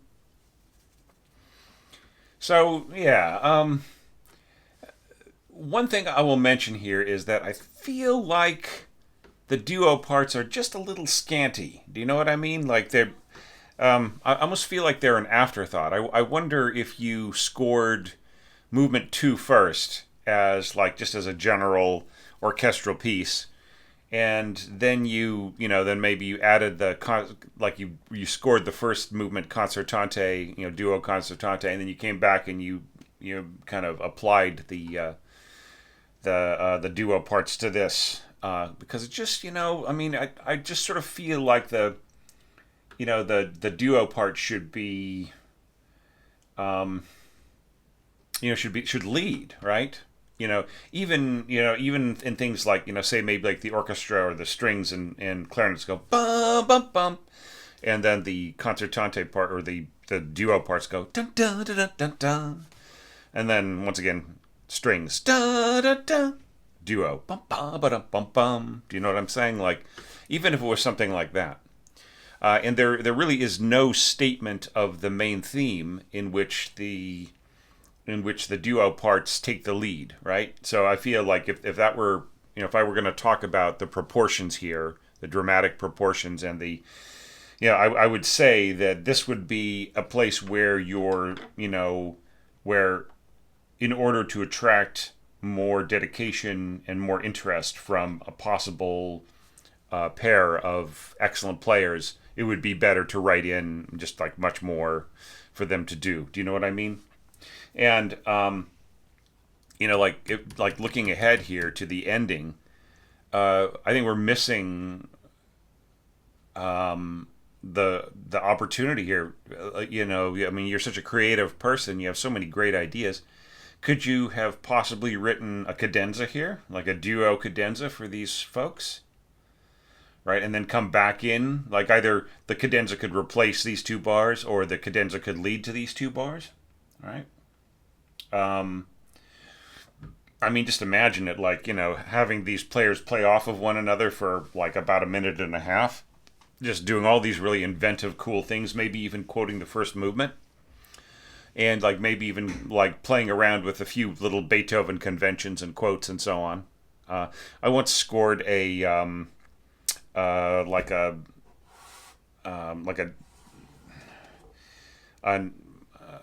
a structured improvisation. Well, I mean, that's the wrong way to put it. I scored out a something for a harpsichordist to do on those 2 chords in the middle of the third Brandenburg. This, like, for 9 piece strings, and continuo. So I scored something for a continuo, and I just imagined, what would it be like if, in this situation, if Bach were listening to his son Carl Philipp Emanuel, who I think helped work on some of this material with him, and just kind of listening to him, like kind of play around with his father's material and play around with the material in the in the concerto and so on, and just to see if he could get a rise out of his old man, right? That was so there's so many really great ways that you can take a cadenza, so many ways you can sort of treat it and approach it. So that's what I would say. Is like I feel like the second movement is like about 80% there, right? So I'm not going to make it the biggest deal. It's not going to be my aim in life here for the next however many minutes, 45, 50, 60 minutes to try to convince you of doing that. But I'm just, every once in a while I may jump in and comment on things that could be done along those lines. So, just a little bit more proofing in terms of in terms of like woodwind and brass entrances, it's better in this movement. There are less little things, but every once in a while, like for instance, let's see, there was this one, like for instance, right here, the last thing that you had was intervals in your clarinets, right? And so, so who's playing this, right? Just things like that, and just even like with a long gap right here between, when the bassoon plays and not, I'd want to know who was playing, like the next part going, like, who's this? Is this first oboe? Is this first bassoon, and so on. Then, there's a couple of notes here about your timpani. I think it's okay to add a couple of kettles to your set of timpani, right? Like a F and a C, that's all fine. But you could easily have added a D and a B flat, right? That way, you have the B flat, so you could go, yeah, boom, boom, B flat, right? Dun dun dun dun dun. Or say like, could you add a little bit more here, like bum bum, like CF, with your timpani. It's just very, very scanty. Like, you don't really employ the timpani till here, and then there's just a couple of pitches, right? And then, there's all these opportunities. If you had a D kettle, you could be going boom. Do you see what I mean? Yeah, but I mean, you wanted to keep it with more of a period approach, which had less kettles in general. But I mean, that doesn't mean that you couldn't have asked for more, right? Yeah, I mean, see, like here you started to get more active, and then from there, there's more and more timpani, right? But still, I just feel like the beginning is just really kind of empty of timpani. So try that out. Maybe it's CC, a double C. There could be, you could bring in that B flat timpani again if you had it or something. Or other opportunities as they present themselves. All right, so let's talk about a little, bar by bar. Yeah, so I mentioned this already. Could the duo parts have possibly stated the main theme, for the first 11 bars, or been involved or something like that, or call and response, every other pair of bars and so on. And there's other opportunities, like for instance here maybe, or like or thinking about it holistically. If you're saying, yeah, but Thomas, I want like there to be I want there to be a really strong orchestral introduction, right? And then have my players come in. Then if that's so, then why can't they come in here, right? And just like have everything be orchestral. Then your duo parts, right? And maybe answered by the orchestra. Ya da da. Bum bum bum bum bum. You see what I mean? And it's okay to, in a situation like this, to kind of keep their oar in if you want to. Like you could have kept them going, even though they might get a little swamped. Push them up to fortissimo, right?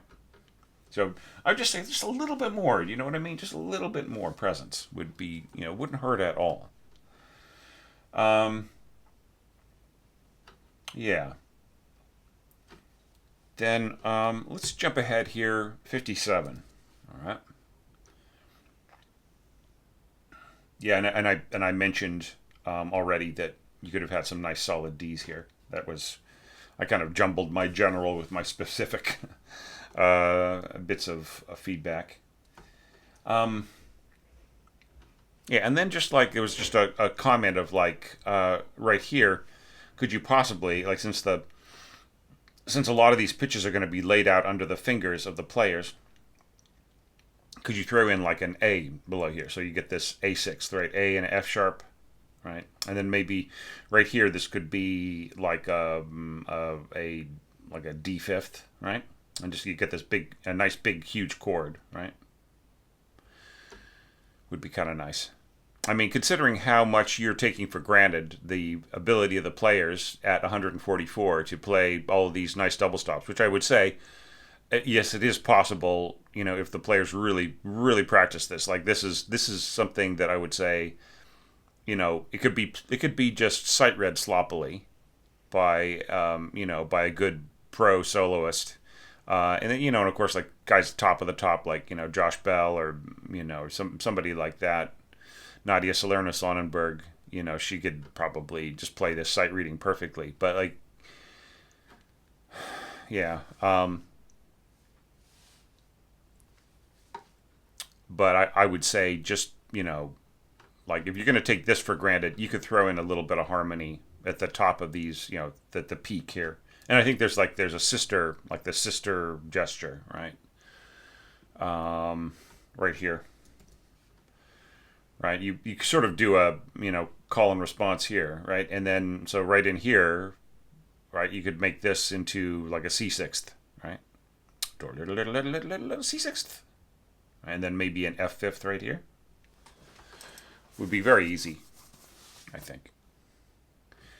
All right. Now let's just go back a page here, a couple pages, a couple screens. Okay. Yeah. So here I would just say avoid a duet bassoons above the staff. Even in a situation like this where you've got lots of horns and everybody is playing loudly and so on. It's not the greatest sound. If it comes through, right, it's still gonna be, yeah. So, I mean, like, okay, you're, to an extent, like you could say, well, I'm doubling that with my tenor trombone. Well, I think that I'd rather have a trombone and a bassoon on that, right, rather than a duet bassoons.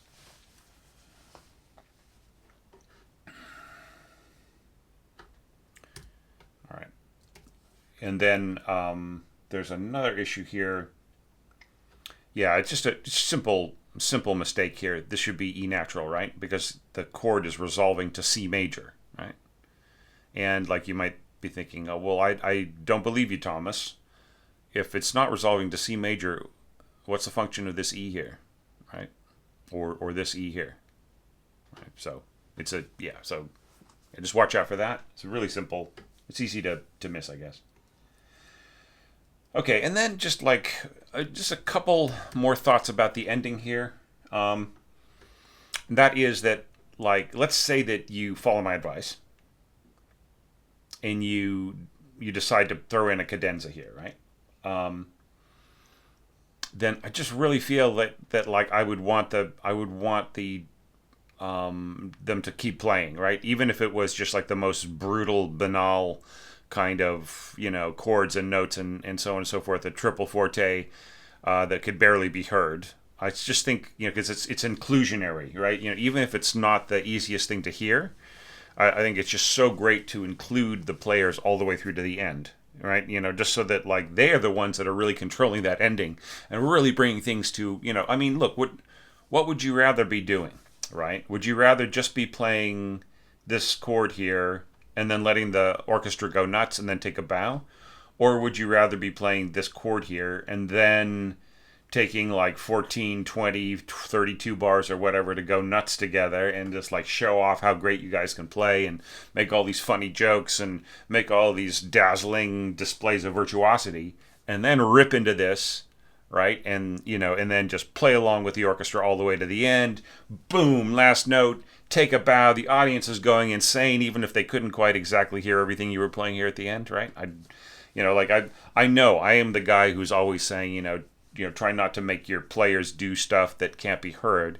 And of course, in this situation, right? But like, even if the players were just like doubling what's going on in the first violins, right? That would be inclusionary. Or if you had your first violin going along with your piccolo, right? An octave lower maybe. So just try to figure out ways to include your players and have them play all the way through to the end. All right? Okay, so that is all of my enhanced evaluation blathering. Now let's go back to the beginning, and we will look at the evaluation criteria, which is just so much fun. I'm having more and more fun. I should have set this up. Like, I'm always forgetting to set it up on my screen. Like, I have to have two screens running. Okay. So first we're going to look at double A and double B. Then we're going to go back and go over like little fragments.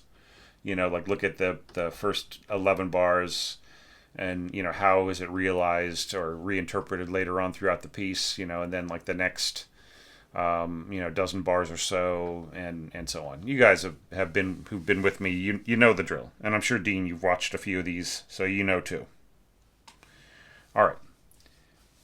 So shifts of dynamics / registers imply contrast of texture. So, I mean, you kind of, you're more using dynamic texture than you are really using a change of instrumental texture.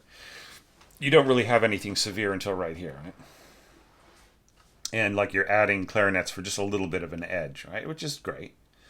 But once again, like you could have contrasted between, the duo parts and the orchestral parts, just to bring in those people right at the beginning, right? Just because they are the stars here, right? They just, and you could do it either way, right? You could have with just a little bit of support from below, you could have your duo parts being going da da da, and then the strings reply bum bum bum bum bum bum, and that way you could get a little timpani stroke on the C, right? Da da da bum bum bum bum bum. B flat, you could end on a B flat if you had the B flat kettle, right? So yeah, so just like ideas, and then leave this alone. This is beautiful the way that it is. Ba da da. Right, and so on. All right, so I feel that like all of that said, just like I feel it's just really down to how much you're engaging your duo parts, and I wouldn't be too critical myself about the way that this was approached. It's very simple. You don't really change the registers around or the colors around very much. It's just basically terrace dynamics, right? With a little nudge here. And then, and then a change of color here. That's all right. It's perfectly fine, right? And then this leads on pretty well. Just, really, really sticking with the color and so on. I try to have like more regular bowing patterns for all of this, whether it's da da da da da da, you know what I mean? Just like it's just a bit haphazard, right? I try to have the bowing match, and this ta ta ta ta. I mean, it's fine, but let's just try to keep it regular, right? And then here, like we don't know, like the players are going to be wondering, do you leave out the slurs, or I mean, what's going on here, right? So, because I'm actually just kind of wondering too, because like it seems to me like the parts being so similar, like you might end up seeing this penciled in with slurs by the concertmaster. And you're thinking, oh, well, of course I have these repeated notes, so there's no slurs, right? But that the violists don't know that. Anyway, but I mean, I just try to make it a little bit more regular in there. But everything else is really nice. And this is really great. This is very, very much Beethoven. Like the brass on the offbeats coming together on the downbeat here, right? And then this a little bit more developed. Yeah, and then just like keeping the pacing of it the same, right? So it's just like it's easier. But then like once again, bum bum, right? Where's our C F on the timpani? I think it just really give it a little bit more emphasis. Now, now going into the connecting passage, and so on.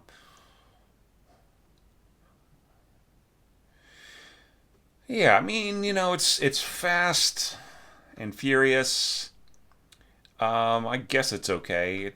Once again, it's a little fiddly, just like the tie tie tie tie tie tie tie tie tie tie tie tie tie. I mean, yeah, okay.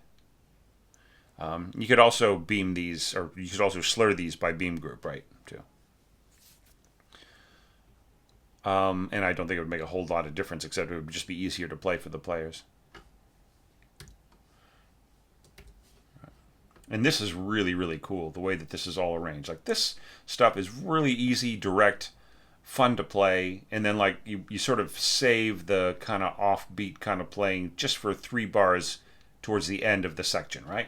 I feel that that's absolutely great. So really huge thumbs up on all of this, and I really love the transition over here to winds. Like everything's in its sweet spot. It's really good trade-offs. Very nice dovetailing. I would reduce the note duration to a 16th. Okay, on these any of these dovetails, right? Because the way that it's scored, you don't want the player to have any chance of playing slightly too long while and just sort of giving the kind of a feeling of everything being kind of gummy. You know what I mean? Sort of like eyelids that stick together in the morning because you've got gunk in them. Only done very, very fast. That's kind of what you might get if the note durations are a little too long. Right? Just make them uniform, and you'll be fine. Okay. So yeah, once again, this is the point at which we start to go through this piece section by section, and, starting with those first 11 bars. All right, so we looked at the way that this was, and just kind of just everything was kind of just dynamic contrasts, sort of terrace dynamics, and then the winds and everything else going into the strings leading forwards. All right, great. So now, if we jump forward to double C, or bar 32, really is where it starts, and it just really is very similar. Bam, dun dun dun dun dun dun dun. It's just really kind of like a little bit of a copy paste of what happened before, right? Except you just have some emphasis with strings, right? Which is just really why I feel like you need to bring in some timpani, right? Ba ba dum dun dun dun dun dun, bum bum thump dun dun dun dun dun. And maybe this is like, if you really, really must stay with just orchestra at the beginning, I would just say let your, maybe here's the place where your duo players come in, like maybe duo, orchestra, and then duo as you have it scored, right? All right, and then this sort of takes off, and it's very, very fun. Okay, great. So now let's jump ahead to double E. They have double E, double C, double B. That reminds me of the gooses trying to spell out words for Charlotte and Charlotte's Webs, where it's like everything is double letters. Okay, so double E. So now we get like a real complete change of pace, and I feel that this is scored really nicely. Just like like once again, just cut the adua here. So bum bum bum. Yeah.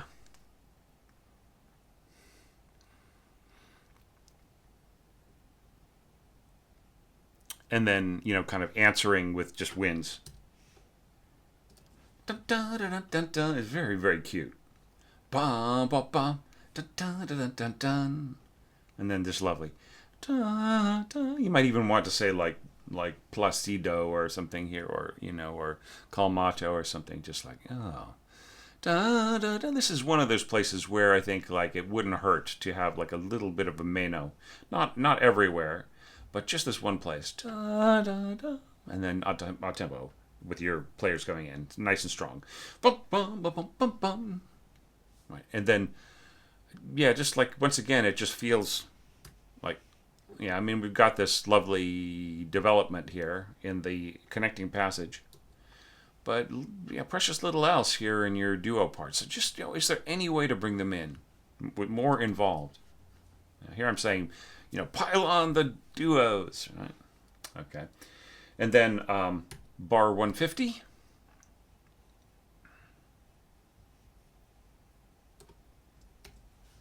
Right, and then here we have like a tutti. It's just a massive, and I feel that this is nicely scored. It was really great. A little piccolo on top there. And then, and then just like these. Okay, so just to like keep the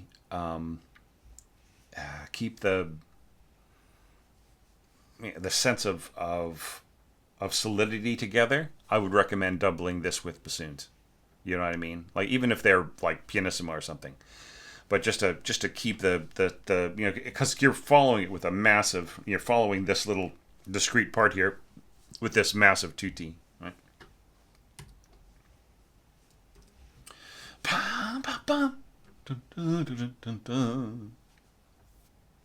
And then this is very, very cool right in here. Clarinets and duo strings, all right? And then this leads into the coda, which we'll talk about in when we get there. All right, so those are all of the the first 11 bars of the main theme. Now let's go to like the second dozen bars, or like it's actually different. It's different lengths. It's like 10 bars at the beginning, and then 8 after that, and then 10 again. I shouldn't say a dozen. All right, so this is like I said, this is all pretty nice. It just the slurring of this could be a little bit more uniform. If you want to, you can make this like mezzo staccato or portato to just kind of get the smoothness in there, or just not. It doesn't matter. Yeah, and then just like little bits of very Beethoven friendly or Beethoven reminiscent scoring here in winds and brass. Really nicely done, by the way. Alto and tenor trombone. You could have put in a bass trombone here. There's definitely room for it, right? And that's what people would be expecting, right? Like, if you want to talk about period scoring, right? They would want their little trio, right? They want their alto in E flat, their tenor in B flat, and their bass in F, right? And there definitely are some places where you could throw in a little bass here and there. But I mean, I'm already, I'm already getting on your case about not having enough of this or enough of that or enough timpani, enough duo parts. I'm not gonna let's not open that can of worms. But like a smooth rather than awkward, very good.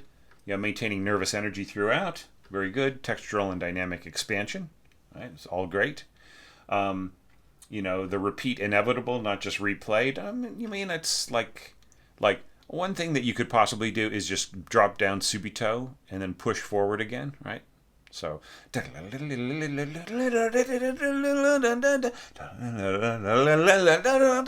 know what I mean? So just like you could drop down subito here, maybe on beat 2 or beat 1 of this bar. Or maybe just like even right here on beat, 1 and. Okay, so that all ticks the boxes for me. I really love it. Just really excellent scoring. All right, so jumping forward to 43. We have like something similar, right? So, and this is so cool. And just really, really nicely done. I wouldn't do this kind of slurring. Make it more regular, okay? And it just gives the player way more control, right? Like for instance, like if you want this like you had this really long slur that helped get the energy of the up bow, right, to help with the crescendo. So that's like, here's a place where if this were just like one long up bow, right, if this were up down up, you really get the most energy of the bow if this were all one bow, right? So yeah. Yeah. Right, and then just like, La Meta. So yeah, I know you're just really soft pedaling the strings right in here. And then tutti. That's okay. And then here is just like kind of like a repeat of some of things that kind of happened before, and then bringing in the winds. This is really, really nice. Just keeping the flavor fresh, and then this boom, right? Once again, you're being very, just nice, using nicely conceived natural brass and so on. Yeah. Right. And then, then this leads forwards. We'll talk about this connecting passage when we get to it. Yeah, but just great stuff. One after another. Okay.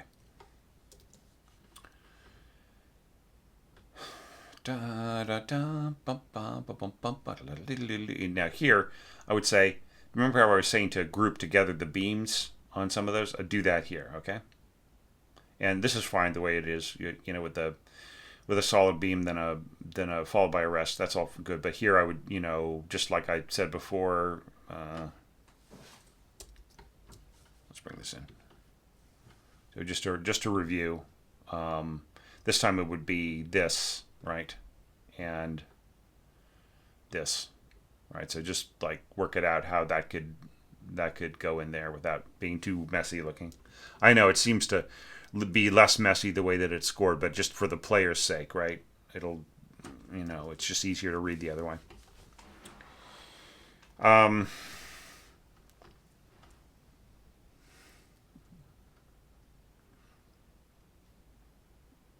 Yeah, and then just a little bit of flute there. That's all great.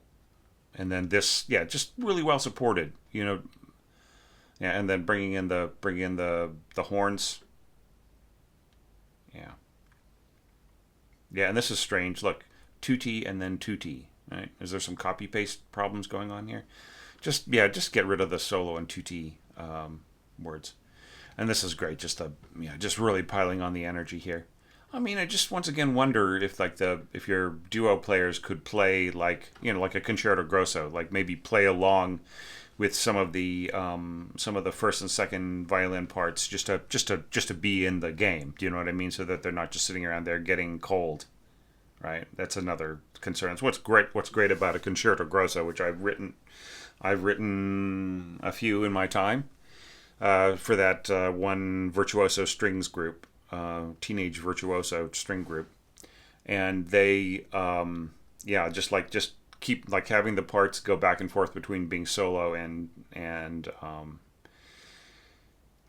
tutti was a great thing. Just and sometimes restricting the part to the same staff as like the main group was a great way of not overstepping the bounds in terms of the balance and the function of the players. But this is all great. I like the little boop boop boop, and just really, really good B flat trumpet scoring, and a great idea to score B flat trumpet. These G's are F's, right? So there's it's just really nicely or nice work. The D is a C, right? So it's a clever use of that tuning, and something that Brahms might have done. And this is great in here. The function of the oboes in octaves with the piccolo, right? It has a nice crisp sound, and that really brings out the color behind what's going on here. And it's just very, very intelligent. All right, so now let's jump back to the connecting passages, right? So we're going to go back to double B, right, and take another look at this. Yeah, and once again, I just like, this really, this really gets props. If I could just get to it. Right, here we go. This is where I intended to be. This gets props for being, very playable, right? So that all works great. So now, like the next one is everything heading downhill. Boom, da da da da da da da, and here you use your duo instruments, and it's all very regular, and just for them, this will be nice and fast and furious. And the way that you're slurring, like every pair of bars, right? Especially at forte or even fortissimo will be just really very powerful, and then just like dropping off here and getting softer. Now, with some other evaluations, I have like recommended or played with the idea of some of the orchestrations that I received having a similar approach to mine, where like there's a little bit of a gap before going to the next section. Now this I would say for the way you've orchestrated this, that's totally not necessary. And then boom, right, and here's like, okay, so I said I wouldn't talk about it too much, but here's a place where you could really bring in a bass trombone and give us a nice fat D, like doubling your cellos and basses right here. Boom, boom, boom. Right?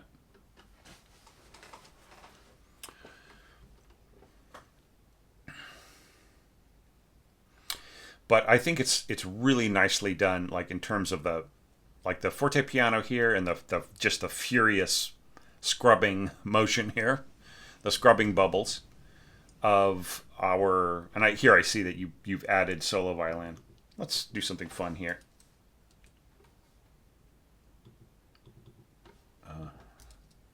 I just give you a teeny bit more width here in the picture. Boom.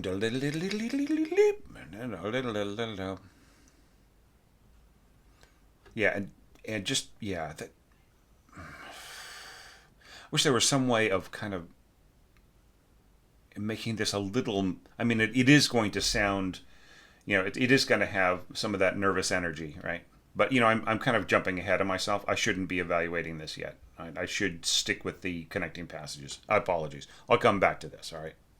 Sorry, it was just such fascinating orchestration. I got sidetracked. All right, so next connecting passage, right? So, and once again, our little duo instruments, and then this is so great, just bringing in a little clarinet, answered by flute, right? And you're just really staying on the beat for the most part, right? And then here you have just a little bit of offbeat, right? And then a little bit of offbeats here. That's exactly fine, right? You didn't overdo it. You didn't overstep on that. Perfect, I would say. It just, especially everything will be, especially with these players taking the lead and being so much like the timekeepers and, the pacing keepers for everything. And this, like these little pizzicato pitches being on the offbeats is fine. That's going to be fine. And then lametta here, just dropping down to half. That's great. Yeah, and once again, no pause needed, right? Just going right back straight into the main theme. Okay, 110. Oops. All right, so here, this is a little bit more complex. All right, and so if you've been watching these evaluations, you know what I'm going to be saying. This is just going to be a little too tatterdemalion, the way that it is scored, all right? I think you should go through this whole thing and give everybody the onbeat somewhere, all right? So anybody who is starting on the offbeat, give them an onbeat note. So this second player should be going dun da da da da da da, right? And then the same thing here with this clarinet should be going bum ba da da da da da. And then the same thing with this your bassoon here could be going bum da da da da da da, right? Just really really give everybody a teeny bit of taste of what's happening. Don't do this. This is really it's hard to cue in the players. It's hard to like if the conductor starts to conduct ahead of the beat, which they really would start to do here in a situation where like that's just really cooking, right? And he wants to just really keep everybody can actually feel like it's going to be much more precise. And then they hit this, they might hit a wall, right? And this might end up with much more practice time, much more rehearsal time, just waste, right? So just prevent the waste by adding a teeny little bit of the on beat, right? So that they don't have to go da da da da da. That is for these people, right? They are fine-tuned to the edge of a knife. But your section players, they've got a ton of things to worry about, not just this piece, right? And so give them a little taste of what happened before. Just keep them right on the nose. Dun da da da da da dun da da da da da, right? So rewrite it. Just, give your clarinetist the sounding D flat, written E flat, and so on. Just really, be really tough with yourself. Just really make sure everybody has the on beat before they start a group of notes. All right? It'll just make it so much more clean. Right, and especially leading into this, you want everybody to just be hitting this, even if it's very soft. You want it just as devastatingly lead right here to bam. All right, so that's my critique on there. Now here we have like the next connecting passage, which is starts off with the duo players, right? And it just is, it's all about them, and it's really similar to what happened before, right? And this is just, it starts to get a little tattered in its scoring. This is all great. This da-da-da-da-dum, da-da-da-da-dum, da-da-da-da-dum, da-da-da-da-dum. I really like all of this. But this da-da-dum, da-da-dum, not so sure about. Right? I mean, it's just a few bars here and a few bars there. But I mean... I would happily have you give this G here as a little staccato, right? And this G here, right here to this oboe player, and then this G here to this flute player, right? I mean, you kind of have written a trap for yourself here. There's like no real like to hit these little guys here.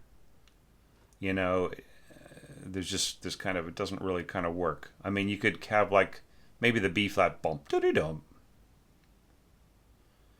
Maybe you could throw in like an E an octave higher or something like that, or I don't know. It's just, like coloristically, it is a beautiful idea, but it's just the ice is so thin here, right? This may take up way more practice and just may end up in other sections being not as clean and not as great as they could be because everybody's just obsessing over this little timing thing, right? So just try to get it on track. It's already edgy enough, right? With the way that everything is scored here for your violas. I'd say like this is still going to be tough for them. Do you know what I'm saying? Because they're going to be practicing together. Maybe they'll practice along to your mock-up. I don't know. But like they'll be practicing together on this. And it's, it is already tough enough the way that this is scored, right? In terms of keeping time, they probably would be like listening to a metronome and everything else, right? So I just feel that you've written a ton of traps for yourself in this. And if there's any way that possible that you can like throw in the on beat for some players, like this F here for the solo viola, right? Or this actually it's a sounding E, right? So and then this E here for this violinist, or just any kind of thing. This E for the viola player, and again, and then maybe here things could come apart a little bit, sort of slightly unravel, which is fine, right? But just there's so many different possible trip ups here, right? Like you're asking for players who are at the very top of the craft, and the problem is too is like the conductor may take one look at this page and say, look, I don't have time to put this together. Like I was going to fit this in. We're going to do the Consecration of the House Overture. That is a nightmare to prepare. And then at the end of the concert, we're doing the Rock 2.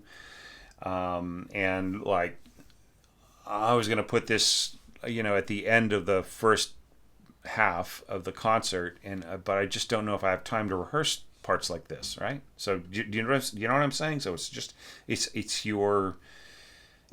little bits and pieces of stuff that help keep your score on track. You know, that was just like, this was one of the pitfalls that I was so worried about. Right? Okay. All right.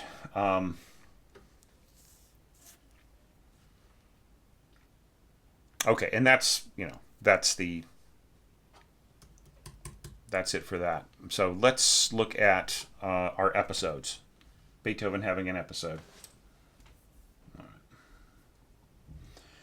All right, so concerns are consistency of strength rising through instrumental registers, worrying doubts, maintaining textural and rhythmic energy, and so on. So like here, it's just once again it's flipped on its head because of the concertante nature of this piece, right? So it's you have this duo here, right, and they are maintaining the strength, and like these players are just really providing a kind of like a coloristic backbone behind them. And so what you've done here works perfectly fine, right? And then this little, I wonder just that there's just some way of making it more, just a little bit more neurotic. Do you know what I mean? Beethoven was great at that, by the way. He did have a lot of worrying doubts, and he wasn't shy about sharing.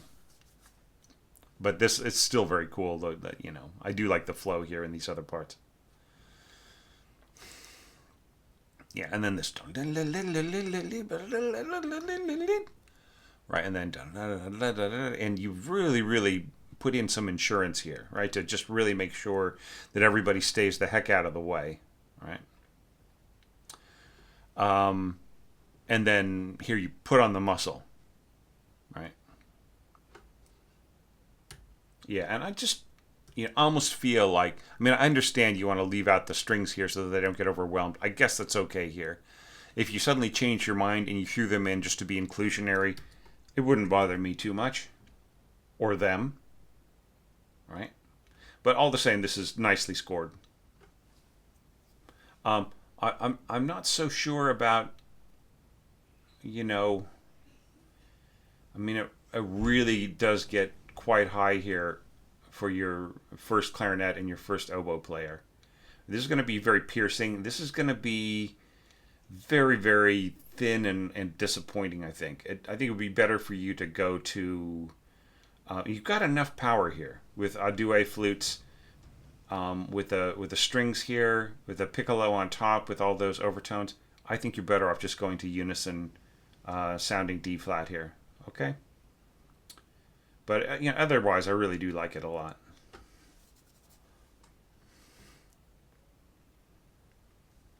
Yeah, and this is all very cool. I almost feel like with the harmony that you've got here, you might be better off giving the harmony to the winds in different pitches, and having the strings be just like straight octaves. Then I think you would just get a sound that is much more string heavy, right? While it would sound like strings, and the winds taking up the harmonic positions between the string octaves sound string-like because of the proximity, right? So maybe rethink this a little bit, this last 2D chord. All right. And then there's the sister section at 116. Right here. Right, and here, it's a little bit of a reverse consistency of strength rising through the instrumental registers, and you have a diminuendo there. That's okay. Yeah, and with the winds on top and so on. That's all good. And and piccolo coming in there at the top. Yeah, not getting too high.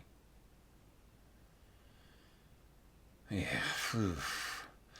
You really are pushing your oboe, up to that F and so on. And I guess it's okay. It's not the greatest sound. Yeah, and then worrying doubts in your duo parts answered by boom. Yeah. Yeah, and then this is probably the best Worrying Doubts scored of all, right? And then it really is great when it's reflected back onto the duo parts.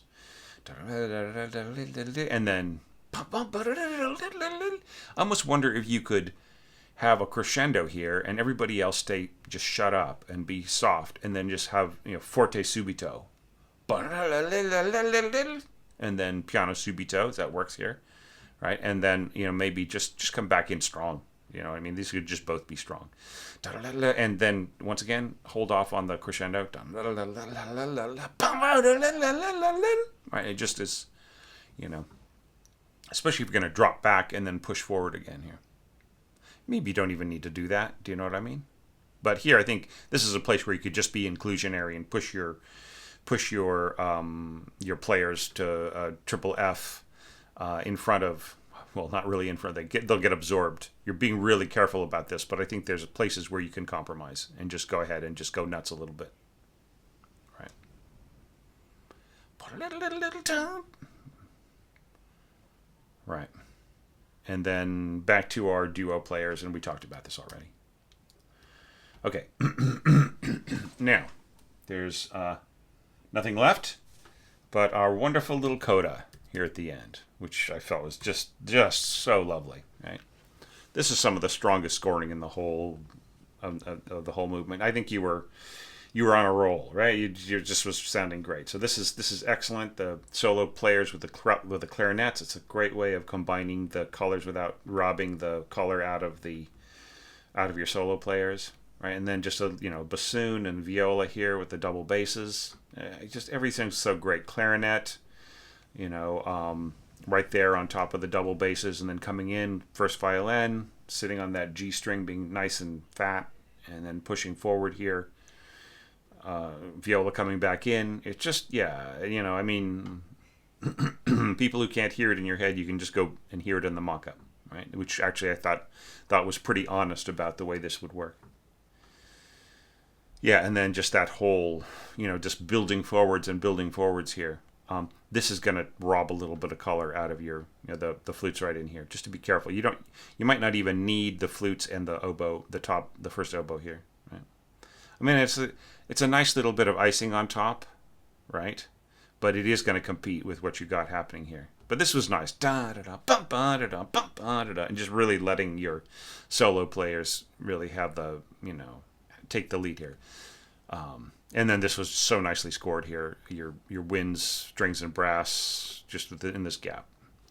Da da da bum. My only regret here is that you sort of kept everything expanded, right? Instead of letting the music collapse downwards, right? So it just ended up with this really massive, wide scope tutti chord where you could have just really have brought it down.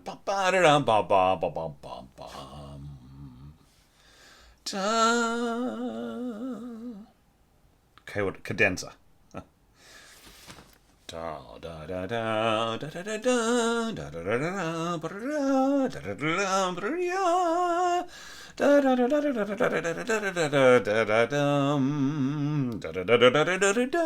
viola first violin or solo violin viola. Do you see what I'm saying? There's so much you could do here with a duo cadenza. It would be so incredible. All right, but I'll shut up now. Great job. So yeah, and then this pushing forward, that's all fine. Yeah. Yep. And like I said before, like if you just find something really blunt, obvious, and loud for your